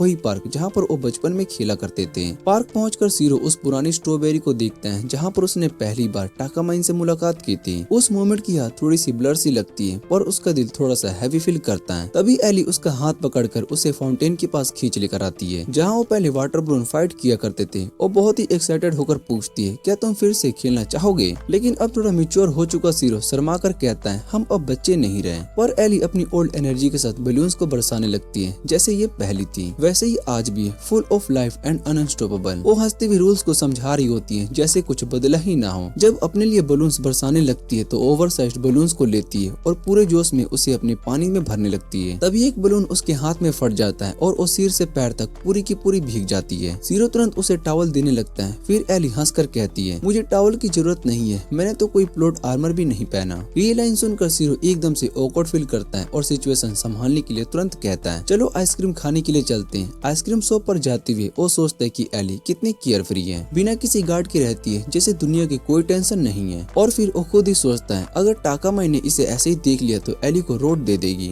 थोड़ी देर के बाद जब वो टॉवल और 2 आइसक्रीम कोन्स के साथ वापस आता है तो वो बहुत ही शौक हो जाता है। एली अपनी स्कर्ट थोड़ी सी ऊपर करके दिखाती है, वो ऑलरेडी ड्राई हो चुकी है और उसके साथ पार्क के सब लोग ऑलमोस्ट उसका हाफ बॉडी देख लेते हैं। ये देखकर सीरो के हाथ से आइसक्रीम कोन्स गिरते गिरते बचते हैं और वो घबरा कर कहता है, प्लीज पब्लिक में ऐसा मत करो। एली हंसते हुए कहती, रिलैक्स, मैं तो ये सिर्फ तुम्हारे लिए करती हूँ, हमारा बॉन्ड किसी भी जेंडर से डीप नहीं है। वो दोनों बेंच पर बैठकर आइसक्रीम खाने लगते हैं। एली पूछती है, तुम किस स्कूल में एडमिशन लेने वाले हो। सीरो कुछ सेकंड के लिए चुप हो जाता है और फिर कहता है कि वो अभी श्योर नहीं है। उसे याद आता है कि टाकामाइन ने उसे कहा था कि वो उसके साथ सेम कॉलेज ज्वाइन करे, पर पैसे की प्रॉब्लम के चलते उसे ये समझ में नहीं आ रहा होता है कि वो ये सपना पूरा भी कर पाएगा या नहीं। जब सीरो ये बात मानता है तब एली थोड़ा सा सिर टिल्ट करके सीधा उससे पूछती है, तो क्या तुम उस लड़की को डेट कर रहे हो? ये सुनकर सीरो पूरी तरीके से पैनिक हो जाता है, लेकिन एली उसके फेस के एक्सप्रेशन को देखकर सब समझ जाती है। थोड़ा स्मिरिक करते हुए मजाक में कहती है, लगता है तुम उस लड़की को अपनी विनरी से इम्प्रेस करने का सपना देख रहे हो। सीरो कुछ बोल भी नहीं पाता, सिर्फ ऑकवर्डली मुस्कुराता रहता है। एली हंसकर उसके शोल्डर पर हाथ रखती है, पर सीरो और भी ज्यादा ग्रीन करता है और बोलता है, जो लड़की मुझे अपने स्कूल बुला रही है वो डेफिनेटली मुझसे सीक्रेटली लाइक करती होगी। एली उसे आइसक्रीम ऑफर करती है, लेकिन वो गलती से पिघलकर उसके नेक पर ही गिर जाती है। बिना सोचे समझे एली लीन करके उसके नेक से वो आइसक्रीम क्लीन कर देती है, आई मीन लीक कर लेती है। सीरो का brain literally melt down mode में चला जाता है। एली उसके शॉक्ड रिएक्शन पर हंस पड़ती है और बोलती है, अरे रिलैक्स, गर्ल्स ऐसा ही करते हैं। लेकिन सीरो के दिमाग में तुरंत एली और टाकामान की कुछ डाउट्स ट्रबल वाली कस्ट इमेज फ्लैश होने लगती है, और जैसे उसके गिल्टी थॉट्स को फील कर लिया तभी टाकामान उसके पीछे से आ जाती है। पहले तो वो गुस्से से भरी होती है, लेकिन कुछ सेकंड्स में ही उसका चेहरा एकदम से टेजिंग स्माइल में बदल जाता है। वो मजाक में कहती है, वाओ सीरो, पब्लिक में फ्लर्ट करने लगे हो। सीरो तुरंत पूछते हैं, तुम यहाँ पर क्या कर रही हो? तुम तो बीमार थी ना? टाकामान अपने आर्म्स फोल्ड करके कॉन्फिडेंटली कहती है, मैं हमेशा टॉप फॉर्म में रहती हूँ। फिर एकदम से अपने एंग्री मूड में लौट कर पूछती है, और ये क्या है, तुम इस टाइम मार्गेट रॉबी के साथ इतने फ्रेंडली क्यों हो? एली इंसल्ट होने की वजह खुशी से चमक उठती है, OMG, उसने मुझे मार्गेट रॉबी बोला। और तब वो एक बलून निकाल कर बताती है कि वो दोनों बस गेम खेल रहे थे। और टाकामान का फेस तुरंत रेड हो जाता है, क्योंकि उसने कुछ और ही सोच लिया था। फिर भी वो जानती है कि सीरो में इतनी हिम्मत नहीं है कि वो कुछ गलत करे, इसलिए सीधा एली से ही पूछ लेती है। उसके इंटेंशंस के बारे में दोनों समझाने लगते हैं कि वो बस गर्मी में मजाक कर रहे थे, लेकिन टाकामान के दिमाग में फिर से वो वाइल्ड इमेजिनेशन चल पड़ती है। एली उसे ज्वाइन करने के लिए इनवाइट करती है, पर टाकामान कुछ और ही विजुअलाइज करने लगती है। सीरो नर्वस होकर बोल पड़ता है कि मैं भी नहीं चाहता हूँ कि तुम भी भीगी हो जाओ, पर टाकामान हफ कर देती है, कहती है कि तुम्हारे पास इतना दम नहीं है कि तुम मुझे डर्टी फील करवा सको। जब एली बलून लेने के लिए भाग जाती है, सीरो सॉफ्टली पूछता है कि तुम्हें ये सब ठीक लगता है, पर जवाब में उसे एक सॉलिड थप्पड़ पड़ता है। टाकामान उसे डांट कर कहती है, तुम एक शेमलेस प्लेबॉय बन रहे हो, एग्जाम्स और अपने फ्यूचर पर फोकस करो और ये फालतू की चीजों पर नहीं। सीरो गिल्ट में डूबने वाला होता है कि एली वापस से आ जाती है और सबके सामने बोल देती है, ये सब मेरा आइडिया था, मैंने उसे जबरदस्ती खिलवाया था। उसके हाथ में बलून्स का पैक देखकर टाकामान फाइनली समझ जाती कि उसने सिचुएशन को गलत समझा था। तब एली अपना प्रॉपर इंट्रोडक्शन देती है और टाकामान को याद आता है कि हाँ, ये वही एनर्जेटिक लड़की है जो कि पहले सीरो के साथ खेला करती थी। अपनी अजम्पशन पर एम्बैरेस होकर टाकामान वहाँ से निकलने लगती है, पर एली उसे रोकती है और सीरो को ड्रिंक्स लेने के लिए भेज देती है। दोनों जब अकेले रह जाते तो एली सॉफ्टली अपनी बिहेवियर के लिए माफी मांगती है। वो कहती कि उसने अपनी पूरी जिंदगी एक ऑल गर्ल्स स्कूल में बिताई है, इसलिए उसे कभी भी ये समझ में नहीं आया कि बॉयज के साथ कहाँ और कैसे खेलना चाहिए। और वो कामली बोलती है, जब कोई लड़की उस इंसान के पास आती है जिसे एक और लड़की सीक्रेटली लाइक करती है, तो वो थोड़ा सा प्रोटेक्टिवनेस फील होना नेचुरल है। ये बोलकर एली टाकामान के लुक्स की तारीफ कर देती है। टाकामान थोड़ा सा शर्मा कर बोलती है, मैं उसे लव नहीं करती, पर एली तुरंत कह देती है, ओह प्लीज, ये सब तो तुम्हारी फेस पर ही लिखा हुआ है। तभी सीरो ड्रिंक्स लेकर वापस आता है और टाकामान तुरंत एली को वार्निंग देती है, इस बात का जिक्र किसी से मत करना है। एली मुस्कुराती है और प्रॉमिस कर देती है। फिर कैजुअली बोल देती है, मुझे अब फोटो शूट के लिए जाना होगा और मिलते हैं क्रैम स्कूल में, और वहाँ से खुशी खुशी निकल जाती है। उसके जाने के बाद टाकामान सस्पिशियस हो जाती है और सीरो से पूछती है, तुम क्रैम स्कूल सिर्फ पढ़ने जाते हो या फिर फ्लर्ट करने भी? सीरो घबरा कर तुरंत समझाता है, मैं सच में पढ़ने के लिए ही जाता हूँ, मुझे कुछ सब्जेक्ट में प्रॉब्लम है और मैं चाहता हूँ कि तुम्हारी यूनिवर्सिटी से एडमिशन ले सकूँ। उसकी ये बात सुनकर टाकामान का दिल हल्का सा पिघल जाता है, पर उसे थोड़ा सा गुस्सा भी आता है कि एली को ये सब पहले कैसे पता था। फिर वो बोलती है, ठीक है, मैं तुम्हारी हेल्प करूंगी। वो अपनी प्लॉट आर्मर उतार कर जैसे ही टाइम रिवर्स कर देती है और सीन दोबारा से सेट करती है। इस बार वो बहुत ही सीरियस फेस बनाकर कहती है, मुझे थैंक यू बोलो, आर्ग्यू मत करो, और फिर अपनी अंडरवेयर उसके हाथ में देकर कमांड करती है, इसे वापस पहनाओ। सीरो हेजिटेट करता है पर धीरे से वो कर देता है। टाकामान उस वक्त सॉफ्टली बोलती है, मैं इतना सब कर रही हूँ क्योंकि तुम मेरे लिए जितनी भी मेहनत कर रहे हो। जब वो कंप्लीट कर लेता है, टाकामान उसका हाथ पकड़ती है और मिसशिएसिव स्माइल के साथ कहती है, चलो अब घर चलते हैं, तुम्हारा ब्रेन जूसी स्टडी करते हुए पूरा ड्रेन कर दूंगी। दूसरा सीरो उसके सामने बैठकर स्टडी करता है, लेकिन उसके सामने कुरो भी होता है जिसे फोकस करना बहुत ही मुश्किल हो जाता है। टाकामान कुरो को अपनी बाहों में लेकर कहती है, सीरो मेरे लिए फाइट कर रहा है तो मुझे उसका सपोर्ट करना चाहिए। कुछ दिन के बाद जब एक्स्ट्रा लेसन खत्म होते हैं, सीरो एली के साथ बाहर निकलता है, तभी टाकामान उन्हें मिल जाती है और कैजुअली पूछती है, क्यों ना हम सब मिलकर साथ में टाइम स्पेंड करें। एली खुशी से बोलती है, है चलो मेरे फेवरेट फैमिली रेस्टोरेंट चलते हैं। सीरो के लिए ये सब थोड़ा सा अजीब लगता है क्योंकि टाकामाइन कभी भी इतनी ओपन नहीं होती। तभी उनके टेबल पर वेटर आ जाता है और एली को कैजुअली ग्रेट करता है जिससे कि दोनों पहले से जानते हो। एली बिना सोचे समझे सबके लिए ऑर्डर भी कर देती है और वेटर बोलता है कि वो 1 घंटे में ऑफ हो जाएगी। सीरो क्यूरियोसिटी में पूछता है ये कौन है, तो एली बताती है मेरी स्कूल फ्रेंड है, हमेशा मुझे एक्स्ट्रा फ्राइज देती है इसलिए आज मैं सबका बिल भरूंगी। तभी टाकामाइन हल्की सी आवाज में बोलती है मैं तो डाइट पर हूँ। एली तुरंत सॉरी बोलती है और उसके टोनेट फिगर की तारीफ करते हुए कहती है तुम्हारा बॉडी तो वैसे ही हॉट और बहुत ही परफेक्ट है जब फूड आता है तो। टाकामाइन के प्लेट में सिर्फ एक ही कप चाय होती है और एली के प्लेट में लिटरली इतना बड़ा होता है कि जैसे कोई फूडी ने ऑर्डर किया हो। टाकामाइन उस वक्त कामली पूछती है तो आज का लेसन में क्या सीखा। सीरो कैजुअली कहते हैं कि उनका टूर काफी अच्छा और सिंपल इजी अंडरस्टैंड है और सबसे बड़ी बात क्लास में एली होती इसलिए और भी ज्यादा मजा आता है। एली भी हंसते हुए एग्री करती है और बस इतना कहना ही था कि टाकामाइन के दिल में थोड़ा सा चुभन सी महसूस होती है। और जब एली बोलती कि ओ और सीरो पहले से साथ में स्टडी करते थे तो टाकामाइन तुरंत इरिटेट हो जाती है और थोड़ा गुस्से में पूछती है तुम्हें लड़कियों के साथ ही पढ़ना पसंद है क्या, कल ही तो तुम मेरे साथ घर पर पढ़ रहे थे जब मैं अकेली थी। सीरो कुछ कहने के लिए जाता है लेकिन एली बीच में बोल पड़ती है वाह तुम दोनों साथ स्टडी करते हो। टाकामाइन तो बहुत ही इंटेलिजेंट है। एली हंसती है और बोलती है कि ओ और सीरो तो स्कूल टाइम से इतना खेलते थे कि होमवर्क तक भूल जाते थे करना, अनलाइक हर। टाकामाइन हल्की से स्माइल के साथ सरकास्टिकली बोलती है कि मैं चाहे जितना भी ट्राई कर लूं तुम दोनों जैसे चाइल्डिश लोगों के साथ फोकस करना बहुत ही मुश्किल होता है। फिर वो कैजुअली ऐड करती है एक बार तो मैं कैट कस्ट्यूम पहनकर आई थी ताकि सीरो पढ़ाई में ध्यान दे। सीरो तुरंत शर्मा जाता है और कहता है वो तुम्हारा आइडिया था, पर एली हंसी नहीं रोक पाती और बोलती है दैट्स सो क्यूट, बिल्कुल होलवीन जैसा, चलो अब मिलकर स्टडी करते हैं और एक सी पोकर खेलते हैं। सीरो कहता है मैं तब आऊंगा जब वो सीरियस स्टडी हो, पर एली इंसिस्ट करती है अरे हम पहले भी तो करते थे ना, फन होता था। और ये सुनकर टाकामाइन थोड़ा सा अनॉयड होती है और तुरंत बोल पड़ती है ये डेंजरस है, तुम्हें पता भी है एक बार बारिश के बहाने सीरो मेरे घर पर ही रुक गया था। और रात में फिर एक शार्प स्माइल के साथ कहती है हम दोनों को स्टमक टकरा गया था। सीरो का चेहरा एकदम से लाल पड़ जाता है, वाह ये क्या कह रही हो तुम। पर उसके कुछ कहने से पहले टाकामाइन उसका पैर दबाकर चुप कर देती है। एली बहुत ही कंफ्यूज्ड होती है पर टाकामाइन टीजिंग टोन में कहती है तुम तो उन इनोसेंट सीरो को जानती हो, मैं उसकी असली फॉर्म को जानती हूँ। सीरो प्रोटेस्ट करता है पर टाकामाइन उसे टीज करते हुए कहती है शायद सबको मेरी वर्जन सुननी चाहिए, आफ्टर ऑल मुझे उस सबसे ज्यादा अच्छे पता है। एली वो हिंट को बहुत ही तुरंत समझ जाती है। थोड़ी देर के बाद एली टाकामाइन को साइड में लेकर जाती है जब सीरो घर निकल जाता है। एली सॉफ्टली बोलती है मुझे सॉरी कहना था अगर तुम्हें लगा कि मैंने तुम्हारा सीरो छीन लिया, पर सच में ऐसा कुछ भी नहीं है, मेरा तो ऑलरेडी कोई है और होनेस्टली मुझे तो तुम बहुत ही ज्यादा पसंद हो।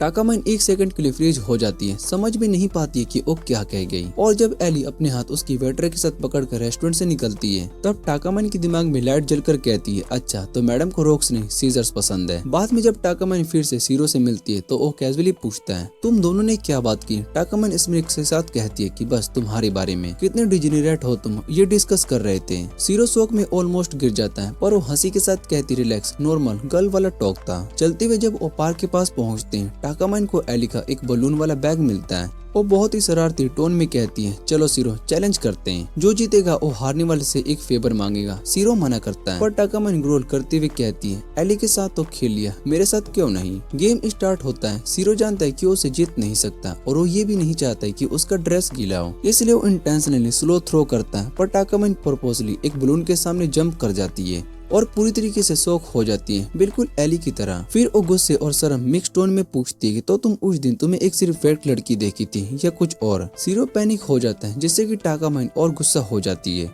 वो 1 से 4 बलून्स उसके ऊपर फेंक देती है और क्लियरली गेम जीत जाती है। जीतने के बाद वो मुस्कुराते हुए कहती है तुम्हें रिवॉर्ड देना होगा, मेरे पसीने को लीक करो। सीरो शौक में फ्रीज हो जाता है। उसके दिमाग में तुरंत वो मोमेंट आता है जब एली ने उसके नेक से आइसक्रीम लीक की थी और उसे समझ में आ जाता है कि टाकामाइन उसे कंप्लीट कर रही थी। वो घबरा कर कहता है यहाँ पब्लिक जगह है, ये मत करो। पर टाकामाइन फिर भी इंसिस्ट करती है और एली का नाम लेकर उसे टीज भी करती है। तब सीरो को रियलाइज होता है टाकामाइन एक्चुअली जेलस है। उसे खुश करने के लिए वो बोलता है ठीक है मैं तुम्हारे नेक को लिक कर लेता हूँ। पर टाकामाइन स्मिरिक करती है और अपना क्लीन नेक दिखाती हुई कहती है वहाँ नहीं, मुझे चाहिए किसी स्वीट जगह पे, जैसे मेरे थिंग्स के बीच या मेरे बेली पर। सीरो बहुत ही शॉक्ड हो जाता है, मना करता है पर टाकामाइन उसे लेयर लेकर कन्विंस कर लेती है। फिर वो दोनों थोड़े दूर ट्री के के पीछे चले जाते हैं। टाकामाइन अपना ड्रेस थोड़ा सा लिफ्ट करती है और सीरो नर्वस होते हुए उसकी बेली को चूज करता है। उसकी सॉफ्ट स्किन देखकर वो ब्लश कर जाता है और फाइनली वो कर लेता है। टाकामाइन अपनी फीलिंग्स छुपाने की कोशिश करती है पर वो क्लियरली शर्मा जाती है। बाद में वो सॉफ्टली कहती है, इतना मत सोचो, हम दोनों कुछ दिन से प्रॉपर्ली मिल नहीं पाए थे, बस तुम्हारे साथ रहना चाहती थी। उसके वर्ड से सीरो कंफर्म कर लेता है कि वो जेलस थी, लेकिन उस मोमेंट का हीट इतना ज्यादा होता है कि सीरो को बुखार आ जाता है और वो बेहोश हो जाता है। कुछ दिन के बाद समर के लास्ट दिन पर टाकामाइन और सीरो वेकेशन पर निकलते हैं। टाकामाइन ने उसकी पढ़ाई में मदद की होती है बिना कुछ एक्सपेक्ट किए, तो इस बार सीरो चाहता है कि वो जेंटलमैन बनकर उसका थैंक यू करें। दोनों वॉक कर रहे होते हैं जब सीरो कहता है कि उसे कॉफी चाहिए। टाकामाइन तुरंत कूपन्स को निकाल लेती है, हमेशा की तरह सब कुछ कंट्रोल में रखना चाहती है। जब सीरो कॉफी लेकर आता है तो टाइम रिवाइंड करके इंसिस्ट करती है कि उसे कूपन्स यूज करें। फिर उसे एक क्वाइट स्पॉट लेकर जाती है जो उसके लिए अनयूजुअल हो। लेटर एक शॉप में टाकामाइन एक क्यूट बनी डॉल देखती है और बोलती है, ओ अच्छा लग रहा है। सीरो चुपके से वो खरीद लेता है और उसे गिफ्ट कर देता है। टाकामाइन स्माइल करके कहती है, मुझे लेने से ज्यादा देना पसंद है, तुम बताओ क्या करना चाहती हो। सीरो बोलता है, बोट राइड, क्योंकि मैंने कभी नहीं किया। टाकामाइन सरप्राइज होती है, मैंने भी नहीं किया। जब सीरो बोट रो करता है तो टाकामाइन बोरेड फील करके कहती है, अब मुझे ट्राई करने दो। पर जब वो मना करता है तो पानी में जंप कर जाती है और टाइम रिवाइंड करती है। इस बार वो अपनी अंडर्स खुद पहनती है और सीरो नोटिस करता है और बोलता है। टाकामाइन इरिटेट होकर कहती है, तुम इतनी स्लो हो। सीरो अपोलाइज करता है और कहता है, शायद ये ट्रिप तुम्हारा टाइम वेस्ट कर रहा होगा। पर टाकामाइन कामली कहती है, नहीं, ये इसलिए था क्योंकि तुमने इतनी मेहनत की है और मैं चाहती हूँ कि तुम रिलैक्स करो। तब सीरो फाइनली समझ जाता है कि उसके साथ वर्ड एक्शन एक्चुअली उसके लिए केयर का तरीका था।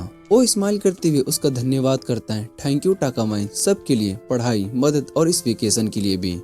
टाकामाइन उसकी बात सुनकर थोड़ी सी शॉक्ड हो जाती है। उसके होनेस्टी ने उसे कम्प्लीटली ऑफ गार्ड कर दिया था। थोड़ा ब्लश करते हुए वो फाइनली मान जाती है कि ट्रिप के बाकी टाइम वो उसकी बात मानेगी। कुछ दिन के बाद सीरो और टाकामाइन को साथ में पढ़ाई करनी होती है, लेकिन रास्ते में उसकी मुलाकात एली से हो जाती है और बिना सोचे एली भी उनके साथ आ जाती है। अब तीनों मिलकर पढ़ने लगते हैं, लेकिन टाकामाइन के चेहरे पर क्लियरली गुस्सा दिखाई दे रहा होता है, जबकि एली खुशी से पागल हो रही होती है क्योंकि वो टाकामाइन के रूम में, और वो ये भी कह देती है कि उसका हमेशा से ड्रीम था उसके साथ पढ़ने का। टाकामाइन और बर्दाश्त नहीं कर पाती और एली पर चिल्ला देती है। पूछती है कि वो अपने सीनियर लवर के साथ जाकर पढ़ाई क्यों नहीं करती। एली मुस्कुराकर कहती कि रियोर आजकल बहुत ही बिजी रहती है, इसलिए उसके पास खेलने के लिए कोई नहीं है। टाकामाइन बहुत ही इरिटेट होते हुए कहती है कि अगर खेलना ही है तो जाकर प्लेग्राउंड में खेलो, पर एली बिल्कुल भी बुरा नहीं मानती। तभी सीरो को एली की पुरानी बात याद आती है जहाँ उसने कहा था कि उसे लड़कियां पसंद है, और उसका डाउट कंफर्म हो जाता है जब एली कैजुअल तरीके से टाकामाइन के एसेट्स को पोक करते हुए उसे एक सवाल पूछती है। ये देखकर टाकामाइन तुरंत खड़ी हो जाती है और सीरो को कहती है कि जाकर कुछ ड्रिंक्स लेकर आओ। सीरो मना करने की कोशिश करता है क्योंकि उसे डर होता है एली को उसके साथ अकेला छोड़ने का, लेकिन टाकामाइन की एक तेज नजर को देखकर वो सीधा भाग जाता है। अब जब रूम में वो और सिर्फ टाकामाइन ही बचे होते हैं, टाकामाइन सीधा बोल देती है कि एली अब यहाँ से चली जाए क्योंकि सीरो को पढ़ाना ऑलरेडी बहुत ही मुश्किल काम है और एक और इडियट संभालना इम्पॉसिबल है। एली बस हंसती है, लेकिन जाने से पहले वो कैजुअली पूछ लेती है, क्या तुम और सीरो एक रिलेशनशिप में हो। टाकामाइन से मना कर देती है, पर एली उसके झूठ को तुरंत समझ जाती है। एली थोड़ा टीज करते हुए कहती है कि सीरो से क्लोज होना मुश्किल है क्योंकि वो हिंट्स को समझता ही नहीं और किसी का भी पेशेंस खत्म कर देता है। ये बात टाकामाइन के दिल को लगती है और वो क्वाइटली मान लेती है कि एली सही कह रही है। वो कहती है कि वो चाहे कितना भी ट्राई करे, उसका थिक हेडेड नेचर कभी भी समझता ही नहीं है। एली उसकी होनेस्टी सुनकर थोड़ी सी सरप्राइज होती है, पर टाकामाइन तुरंत बात संभालते हुए कहती है कि वो अपनी फ्रेंड की बात कर रही थी। एली प्ले अलोंग करती है और पूछती है कि उसकी फ्रेंड ने क्या किया। टाकामाइन सब कुछ बताने लगती है कि कैसे उसने कैट जैसा एक्ट किया, बाथरूम वाली स्टंट और हर छोटी छोटी खुशी जो कि उसने उस लड़के का ध्यान खींचने के लिए की थी। एली सब कुछ थोड़ा जेलस होकर सुनती है पर चुप रहती है। टाकामाइन कहती है कि अगर कोई लड़का इतनी अमेजिंग लड़की से हिंट्स समझ ही नहीं पा रहा हो तो डेफिनेटली कुछ तो गड़बड़ है उसमें। एली पूछती है क्या वो लड़का कभी कुछ रिटर्न में फील करता है। टाकामाइन कुछ देर के लिए सोचती है और उसे याद आता है कि रात को जब वो लड़का उसकी फ्रेंड के घर चला गया था सिर्फ उसकी चिंता में, उसके साथ डेट प्लान किया था और उसके साथ एक ही कैंपस में पढ़ने के लिए हार्ड स्टडी कर रहा था। एली अंदर ही अंदर बहुत ही शौक हो जाती है क्योंकि टाकामाइन क्लियरली अपने और सीरो के बारे में ही बात कर रही होती है, पर फिर भी मेरी फ्रेंड और वो लड़का कहकर छुपा रही होती है। टाकामाइन उस लड़के को डिस्क्राइब करती है, सिंपल, एवरेज और बहुत ही सिंसियर, जो कि हमेशा रिस्पॉन्सिबिलिटी से काम करता है। एली अचानक खड़ी हो जाती है और बोलती है कि अगर कोई लड़का उसके लिए इतना मेहनत करके पढ़ाई करे, उसके साथ फ्यूचर प्लान बनाए, तो वो सिंपल सी बात है, प्यार होता है। टाकामाइन थोड़ी देर के लिए फ्रीज हो जाती है क्योंकि उसने कभी अपनी बेवकूफी के बारे में खुद ही नहीं बोला, लेकिन एली कहती है कि ये बस उसका अंदाजा है। फिर वो मजाक में पूछती है कि क्या एली यहाँ पर सिर्फ उसे छेड़ने के लिए आई थी। एली माफी मांगती है पर कहती है कि इसमें उसकी कोई भी गलती नहीं है। टाकामाइन टाकामाइन का प्रेजेंस लोगों को अट्रैक्ट करता है, आदमी हो या फिर औरत। टाकामाइन थोड़ी सी मुस्कुराहट देती है और मजाक में कहती है चलो तुम चलकर छोड़ दो। फिर दोनों हंस पड़ते हैं। जब सीरो वापस आता है तो उसको थोड़ा अलग लगा कि टाकामाइन ने एली को बाहर फेंक दिया होगा, लेकिन कमरे में अजीब सी आवाजें सुनकर उसकी क्यूरियोसिटी लगती है। अंदर से टाकामाइन को एली को जेंटली समझाते हुए सुनता है और एली भी बहुत ही खुशी खुशी बोल रही होती है कि सब कुछ कितना सॉफ्ट है, दोनों का माहौल हल्का और मासूम सा होता है। सीरो का पेशेंस एक पल के लिए लिमिट तक पहुंच जाता है, लेकिन फिर एली जोर से हिलेरियस आवाज निकालती है और सब समझ जाते हैं कि बस बच्चों की तरह मजाक चल रहा था। कुछ दिन बीत जाते हैं और बारिश का सीजन आ जाता है। स्कूल जाते हुए सीरो और टाकामाइन बहुत ही खुश होते हैं कि अब उनकी यूनिफॉर्म गीली नहीं होगी। टाकामाइन बोलती है कि बारिश उसके फेवर में काम कर रही है। ब्लेजर पहनकर वो अपना प्लॉट प्रोटेक्टर इजिली छुपा लेती है। गर्मी में वो ऐसा नहीं कर पाती थी। सीरो को तब समझ में आता है कि जब भी वो ब्लेजर पहनकर चलती है तो अक्सर कुछ अलग ही स्टाइल होता है, और जब टाकामाइन उसकी तरफ देखती है तो पूछती है कि उसकी कहानी बोरिंग लग रही है क्या। सीरो तेजी से ना कर देता है और टाकामाइन डिसाइड करती है कि एक छोटा सा गेम खेलने का। वो कहती है कि सीरो पलट जाए। जब वो टाइम को रिवाइंड कर रही होती है उसको गैस करना होता है कि उसने कौन सा अंडरवेयर पीस को खो दिया। स्टेशन पहुंचने से पहले जीतने वाले विनर लूजर को ऑर्डर देगा। सीरो के लिए एक प्योर गैम्बलिंग जैसा लगता है। टाकामाइन टीज करते हुए कहती है कि अपने डिजेनरेट डेकोर स्किल लगाओ, उसके चलने की आवाज से पता लगाओ, लेकिन सीरो बोलता है कि वो कोई जादूगर नहीं है। टाकामाइन शर्त को बढ़ा देती है कि अगर वो जीतेगा तो वो स्विम सूट में पढ़ाने के लिए मजबूर करेगी, और अगर वो हार जाती है तो उसका प्लान है कि वो उसे रात भर हेडफोन में अपनी आवाजें सुनने पर मजबूर करेगी। सीरो की सांस बहुत ही थोड़ी हिल जाती है। सीरो धीरे से उसकी चाल को एनालाइज करने की कोशिश करता है। एक पूडल नजर लगाता है और उसे छुप कर देखने का ख्याल आता है, पर वो खुद को रोक लेता है। स्टेशन पर पहुंचकर टाकामाइन उससे पूछती है कि उसका आंसर क्या है। सीरो गैस करता है कि उसने टॉप खो दिया होगा, पर टाकामाइन हंसकर कहती है कि गलत, बॉटम गई है, और वो टीज करते हुए कहती है कि उसके पास खूब मौके थे पर सीरो ने कभी उनका इस्तेमाल ही नहीं किया। सीरो चुपचाप मानता है कि उसमें हिम्मत नहीं थी, कि उसने कभी सीधा देखा ही नहीं।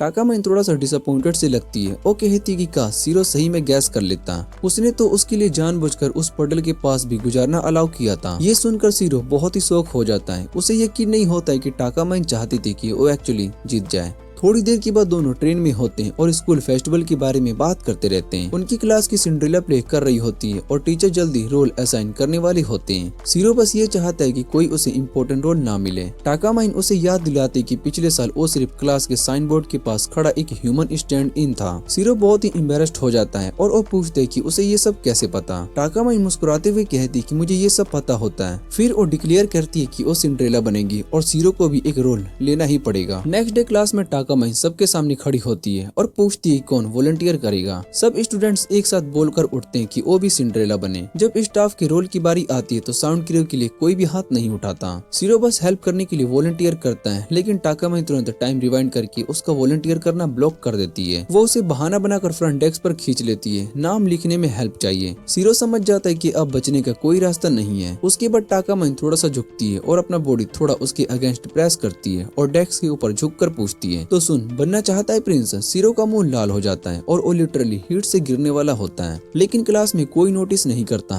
कई लड़के हाथ उठाते हैं, पर जैसे ही सबके पॉपुलर लड़का सिया खड़ा होता है, बाकी सभी पीछे हट जाते हैं। टाकामाइन धीरे से सीरो के पास जाकर कहती है, सिया मेरा सेकंड एंडियस करियर बन सकता है प्रिंस होने की वजह से, और वो मेरे करीब रहेगा, और वो स्मार्ट भी है, मुझे ब्लैकमेल भी कर सकता है। ये सुनकर सीरो के पैर ठंडे पड़ जाते हैं। उसे बिल्कुल भी पसंद नहीं आता है कि सिया टाकामाइन पर कंट्रोल रखे, इसलिए वो तुरंत भी प्रिंस के रोल के लिए साइन कर देता है। टाकामाइन उसके साइन करते ही खुश हो जाती है और उसके चेहरे पर एक सेटिस्फेक्शन होती है, पर यह भी क्लियर होता है कि सिया के होने से सीरो के अंदर एक नया कॉन्फिडेंस आ गया होता है। जब वॉलंटियर होते हैं तो सीरो आसानी से सिया से हार जाता है। वापस जाते हुए सीरो उससे पूछता है, तुमने जो बोला था सिया को सेकंड वॉरडोर करियर बनाने का, क्या वो सच था? टाकामाइन रुक कर पीछे मुड़ती है और कहती है, नहीं, वो बस एक ट्रिक थी, तुम्हें प्रिंस बनाने के लिए पुश करने का एक न्यू तरीका। फिर कैजुअल टोन में ऐड करती है, पर चलो तुम गार्ड बन सकती हो, स्टेज टाइम तो मिलेगा। चलती चलती वो ये भी कहती कि वो नहीं चाहती है कि सीरो बस बैक स्टेज में छुप कर रहे। अंदर से वो चाहती कि वो भी फेस्टिवल का मजा लें। जैसे जैसे फेस्टिवल पास आता है, रिहर्सल्स डेली होने लगते हैं। फाइनल प्रेप डे पर जिन लोगों के पास रोल नहीं होता उन्हें बैक स्टेज ड्यूटी पर दी जाती है, और टाकामाइन खुद सीरो को उसका नाम असाइन करती है, जिसे देखकर उसके क्रेजी फैन फिर से बज करने लग जाते हैं। सीरो को तब रियलाइज होता है कि आज तक टाकामाइन ने स्कूल में उसे कभी ओपनली बात नहीं की थी, और आज जब कर रही है तो डेफिनेटली कुछ तो प्लान जरूर होगा। सीन लैंडिंग के वक्त सीरो के लाइट सेटअप गलत हो जाता है। उसका एक क्लासमेट गुस्सा हो जाता है और कहता है कि अब टाइम नहीं है फिक्स करने का। साथ ही उसके बारे में कुछ लोग यूजलेस जैसे बातें करने लगते हैं। सिचुएशन बिगड़ने से पहले ही टाकामाइन तुरंत टाइम रिवाइंड कर देती है। इस बार वो खुद सीरो को बैकड्रॉप के पीछे खींच लेती है और उसे डांट लगाती है, लेकिन डांटते डांटते भी वो उसका काम देख रही होती है। उस वक्त सीरो उसकी अंडरगारमेंट्स पहनने में मदद कर रहा होता है और तभी कोई उसका नाम लेकर बुलाता है। टाकामाइन तुरंत अपना सर बाहर निकालती है, जबकि सीरो पूरा का पूरा टेंशन में होता है कि कोई गलती ना हो जाए। वहाँ का एटमॉस्फेयर बिल्कुल टिकिंग बॉम्ब जैसा लग रहा होता है। एक छोटी सी गलती और सब कुछ एक्सपोज कर सकती है, पर टाकामाइन पूरी काम रहती है। जब वो बाहर निकलती है तो उसका अंडरगारमेंट्स अभी आधा ही चढ़ा होता है। सीरो उसे वॉर्न करने ही वाला होता है कि पर तभी एक बोर्ड गिरता है और टाकामाइन एक स्पॉन्ज जंप करके उसे पकड़ लेती है और उसी मोमेंट में वो अपनी क्लोथ भी एडजस्ट कर लेती है। सीरो उसकी टाइमिंग और कॉन्फिडेंस को देखकर बहुत ही स्टंट रह जाता है, लेकिन वो बस इतना कह रहा होता है, वापस काम पे लगो। शाम तक पूरा सेट रेडी हो जाता है और रात का चांद आसमान को चमक रहा होता है और टाकामाइन सबको शॉर्ट स्पीच देकर घर भेज देती है। बस सीरो को रोक लेती है। सीरो सोचता है कि अब तो फिर से डांट पड़ेगी, लेकिन टाकामाइन उसे टेरेस पर बुलाकर सिर्फ नाइट स्काई को एंजॉय करना चाहती है।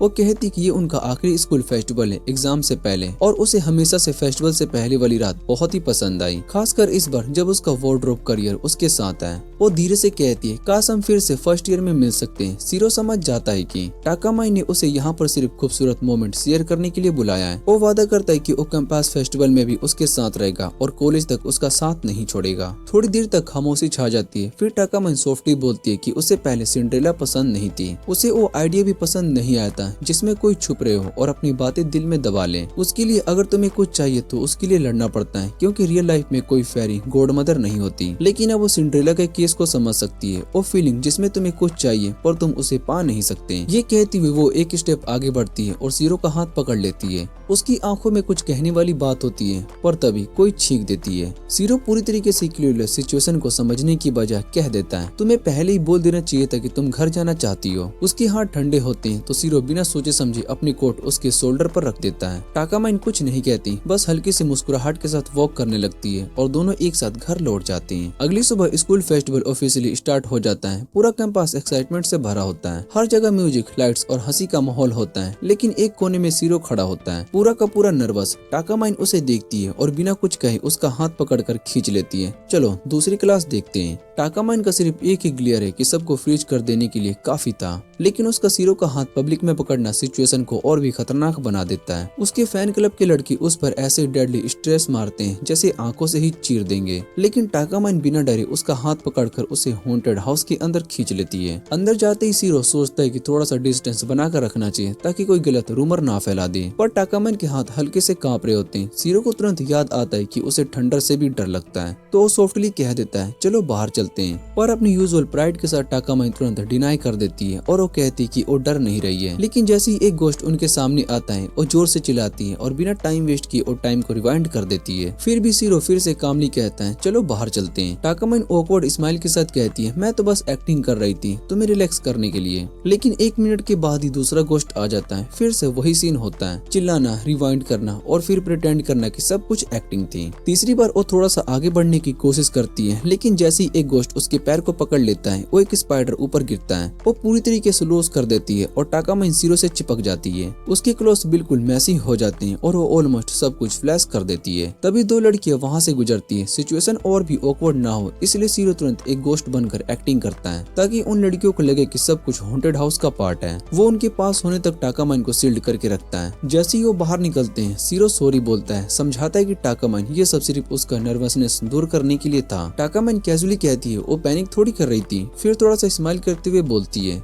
वैसे तुमने जो इम्प्रोसिव किया था ना गोश्त बनकर, वो बहुत ही अच्छा लगा। मुझे लगता है कि तुम थोड़ा सा बेटर बन रहे हो। सीरो जानता है कि वो अपनी वीकनेस छुपा रही है, लेकिन फिर भी कुछ नहीं बोलता। वापस क्लास में आते ही सबके चेहरे पर पैनिक होता है क्योंकि साया अब तक नहीं आया होता। तभी डोर खोलता है और साया अंदर आता है, बिल्कुल ऐसे जैसे कि बिल्डिंग से गिरकर आया हो। सब बहुत ही शॉक्ड होते हैं, लेकिन वो कहता है कि छोटी सी एक्सीडेंट हो गई थी। पर अगले ही सेकंड वो ब्लड कफ करता है और पूरा क्लास पैनिक में आ जाता है। उसे तुरंत क्लीनिंग भेज दिया जाता है। सीरो घबरा जाता है और टाकामाइन से कहता है, टाइम रिवाइंड करो, लेकिन टाकामाइन बिल्कुल काम रहती है। वो कहती नहीं, अब हमें प्रिंस बनना पड़ेगा। पूरा क्लास चुप हो जाता है। सीरो जानता है कि ये प्ले उसके लिए कितना इम्पोर्टेंट है, लेकिन उसका एक्सप्रेशन बिल्कुल सीरियस था। बस 1 घंटे का टाइम बचा था और टाकामाइन कहती है हम कोई माइनर रोल कट कर देंगे। प्रिंस गार्ड के सिर्फ 2 ही डायलॉग होंगे और बस सीरो बन जाता है न्यू प्रिंस। बैक स्टेज पर वो अपनी लाइन को रिपीट करता है नर्वसनेस के साथ। उसने बस 2 बार रिहर्सल की होती है और बस अपनी मेन पॉइंट याद कर रहा होता है। स्टेज पर सीन स्टार्ट होता है। स्टेप मदर चाय पीती है और उसका टेस्ट पसंद नहीं आता और वो पूरी चाय सिंड्रेला के पास ड्रेस पर फेंक देती है। ऑडियंस गॉसिप कर रहे होते हैं और उस मोमेंट में टाकामाइन के ड्रेस के नीचे से ग्लिम्पिस मिल जाता है और सारी क्राउड चीयर करने लग जाती है। इवन एली जो कि यूजुअली टाकामाइन की सबसे बड़ी सपोर्टर थी, इस बार पूरे जेलसी से भर जाती है। क्लास के सब मेंबर्स बैक स्टेज खड़े होते हैं और stunt by stunt crowd reaction के साथ। और जैसे ही स्टेप मदर और उसकी सिस्टर स्टेज से निकलते हैं, टाकामाइन अपना पार्ट स्टार्ट करती है।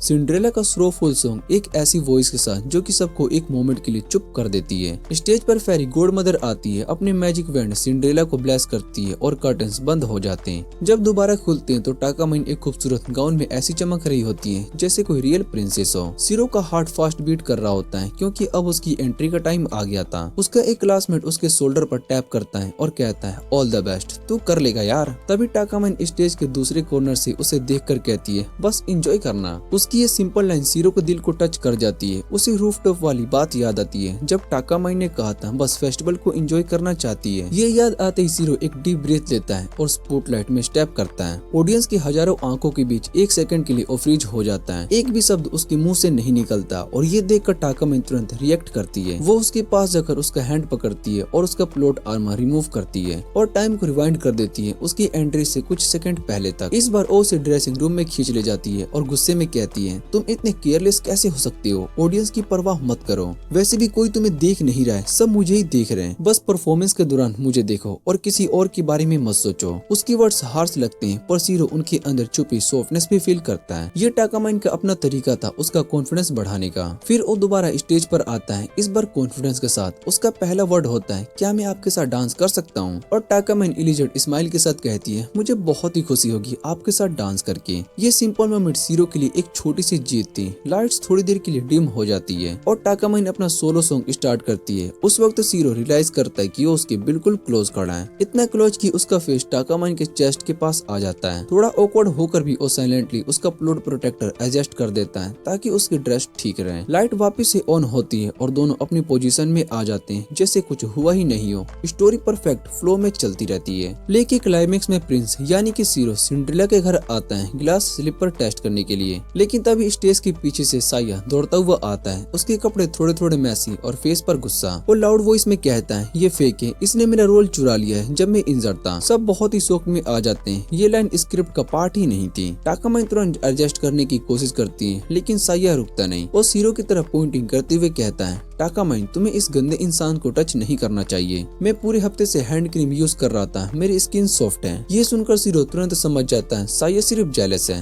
उसे टाकामाइन को टच करने का मौका चाहिए था। गुस्सा और डिसअपॉइंटमेंट उसके अंदर भर जाते हैं। वो अंदर ही अंदर सोचता है ये मेरा है, उसका रोल नहीं है, ये टाकामाइन का फेस्टिवल है और मैं इसे किसी के जेलस की वजह से खराब नहीं होने दूंगा। टाकामाइन की कहानी खत्म होने से पहले सीरो गुस्से में बोल पड़ता है कि हाँ शायद से मैं एक इम्पोस्टर हूँ पर मैं उसे कभी गिव अप नहीं करूंगा और साया जैसे सेल्फिश इंसान टाकामाइन जैसी लड़की के लायक कभी हो ही नहीं सकता। उसके दिल से निकले इन शब्दों ने पूरी ऑडियंस का दिल जीत लिया होता है। टाकामाइन खुद भी बहुत ही इमोशनल हो जाती है और वो प्ले का असली हीरो बन चुका होता है। नरेटर हंसी भरे अंदाज में पूछता है अब बताओ सिंड्रेला किसको चूज करेगी, लेकिन सबके सामने टाकामाइन आगे बढ़कर सीरो को स्टेज पर ही किस कर लेती है। पूरा हॉल शोक में चिल्ला उठता है। टाकामाइन उसका हाथ पकड़कर उसे स्टेज के बाहर खींच लेती है और दोनों थिएटर से भाग निकलते हैं जैसे पूरी ऑडियंस ने हंगामा मचा दी हो। थोड़ी देर के बाद टाकामाइन के फ्रेंड्स उसे घेर कर पूछते हैं क्या तुम्हें सच में सीरो को किस किया, तो वो कैजुअल टोन में कहती है मैंने सिर्फ प्ले बचाने के लिए जो जरूरी था वो किया। फेस्टिवल के एंड में वो सीरो की तारीफ करती है, बोलती कि उसने कमाल की एक्टिंग किया, जबकि सीरो अंदर ही अंदर सोचता है कि शायद से वो किस उसके ओबिएंट होने का रिवॉर्ड था। जब वो हिम्मत करके टाकामाइन से पूछता है तुमने मुझे किस क्यों किया, तो टाकामाइन हल्की सी मुस्कुराहट के साथ कहती है मैं दोबारा करूंगी और करती रहूंगी जब तक तुम खुद रीजन नहीं समझ जाते। इससे सीरो बहुत ही कंफ्यूज हो जाता है और सोचता है कि शायद से टाकामाइन चाह रही होती यूनिवर्सिटी में उसका स्लेब बने रहे, पर टाकामाइन उसकी ये बात को गलत समझने पर फ्रस्ट्रेटेड होकर फिर से टाइम को रीसेट कर देती है।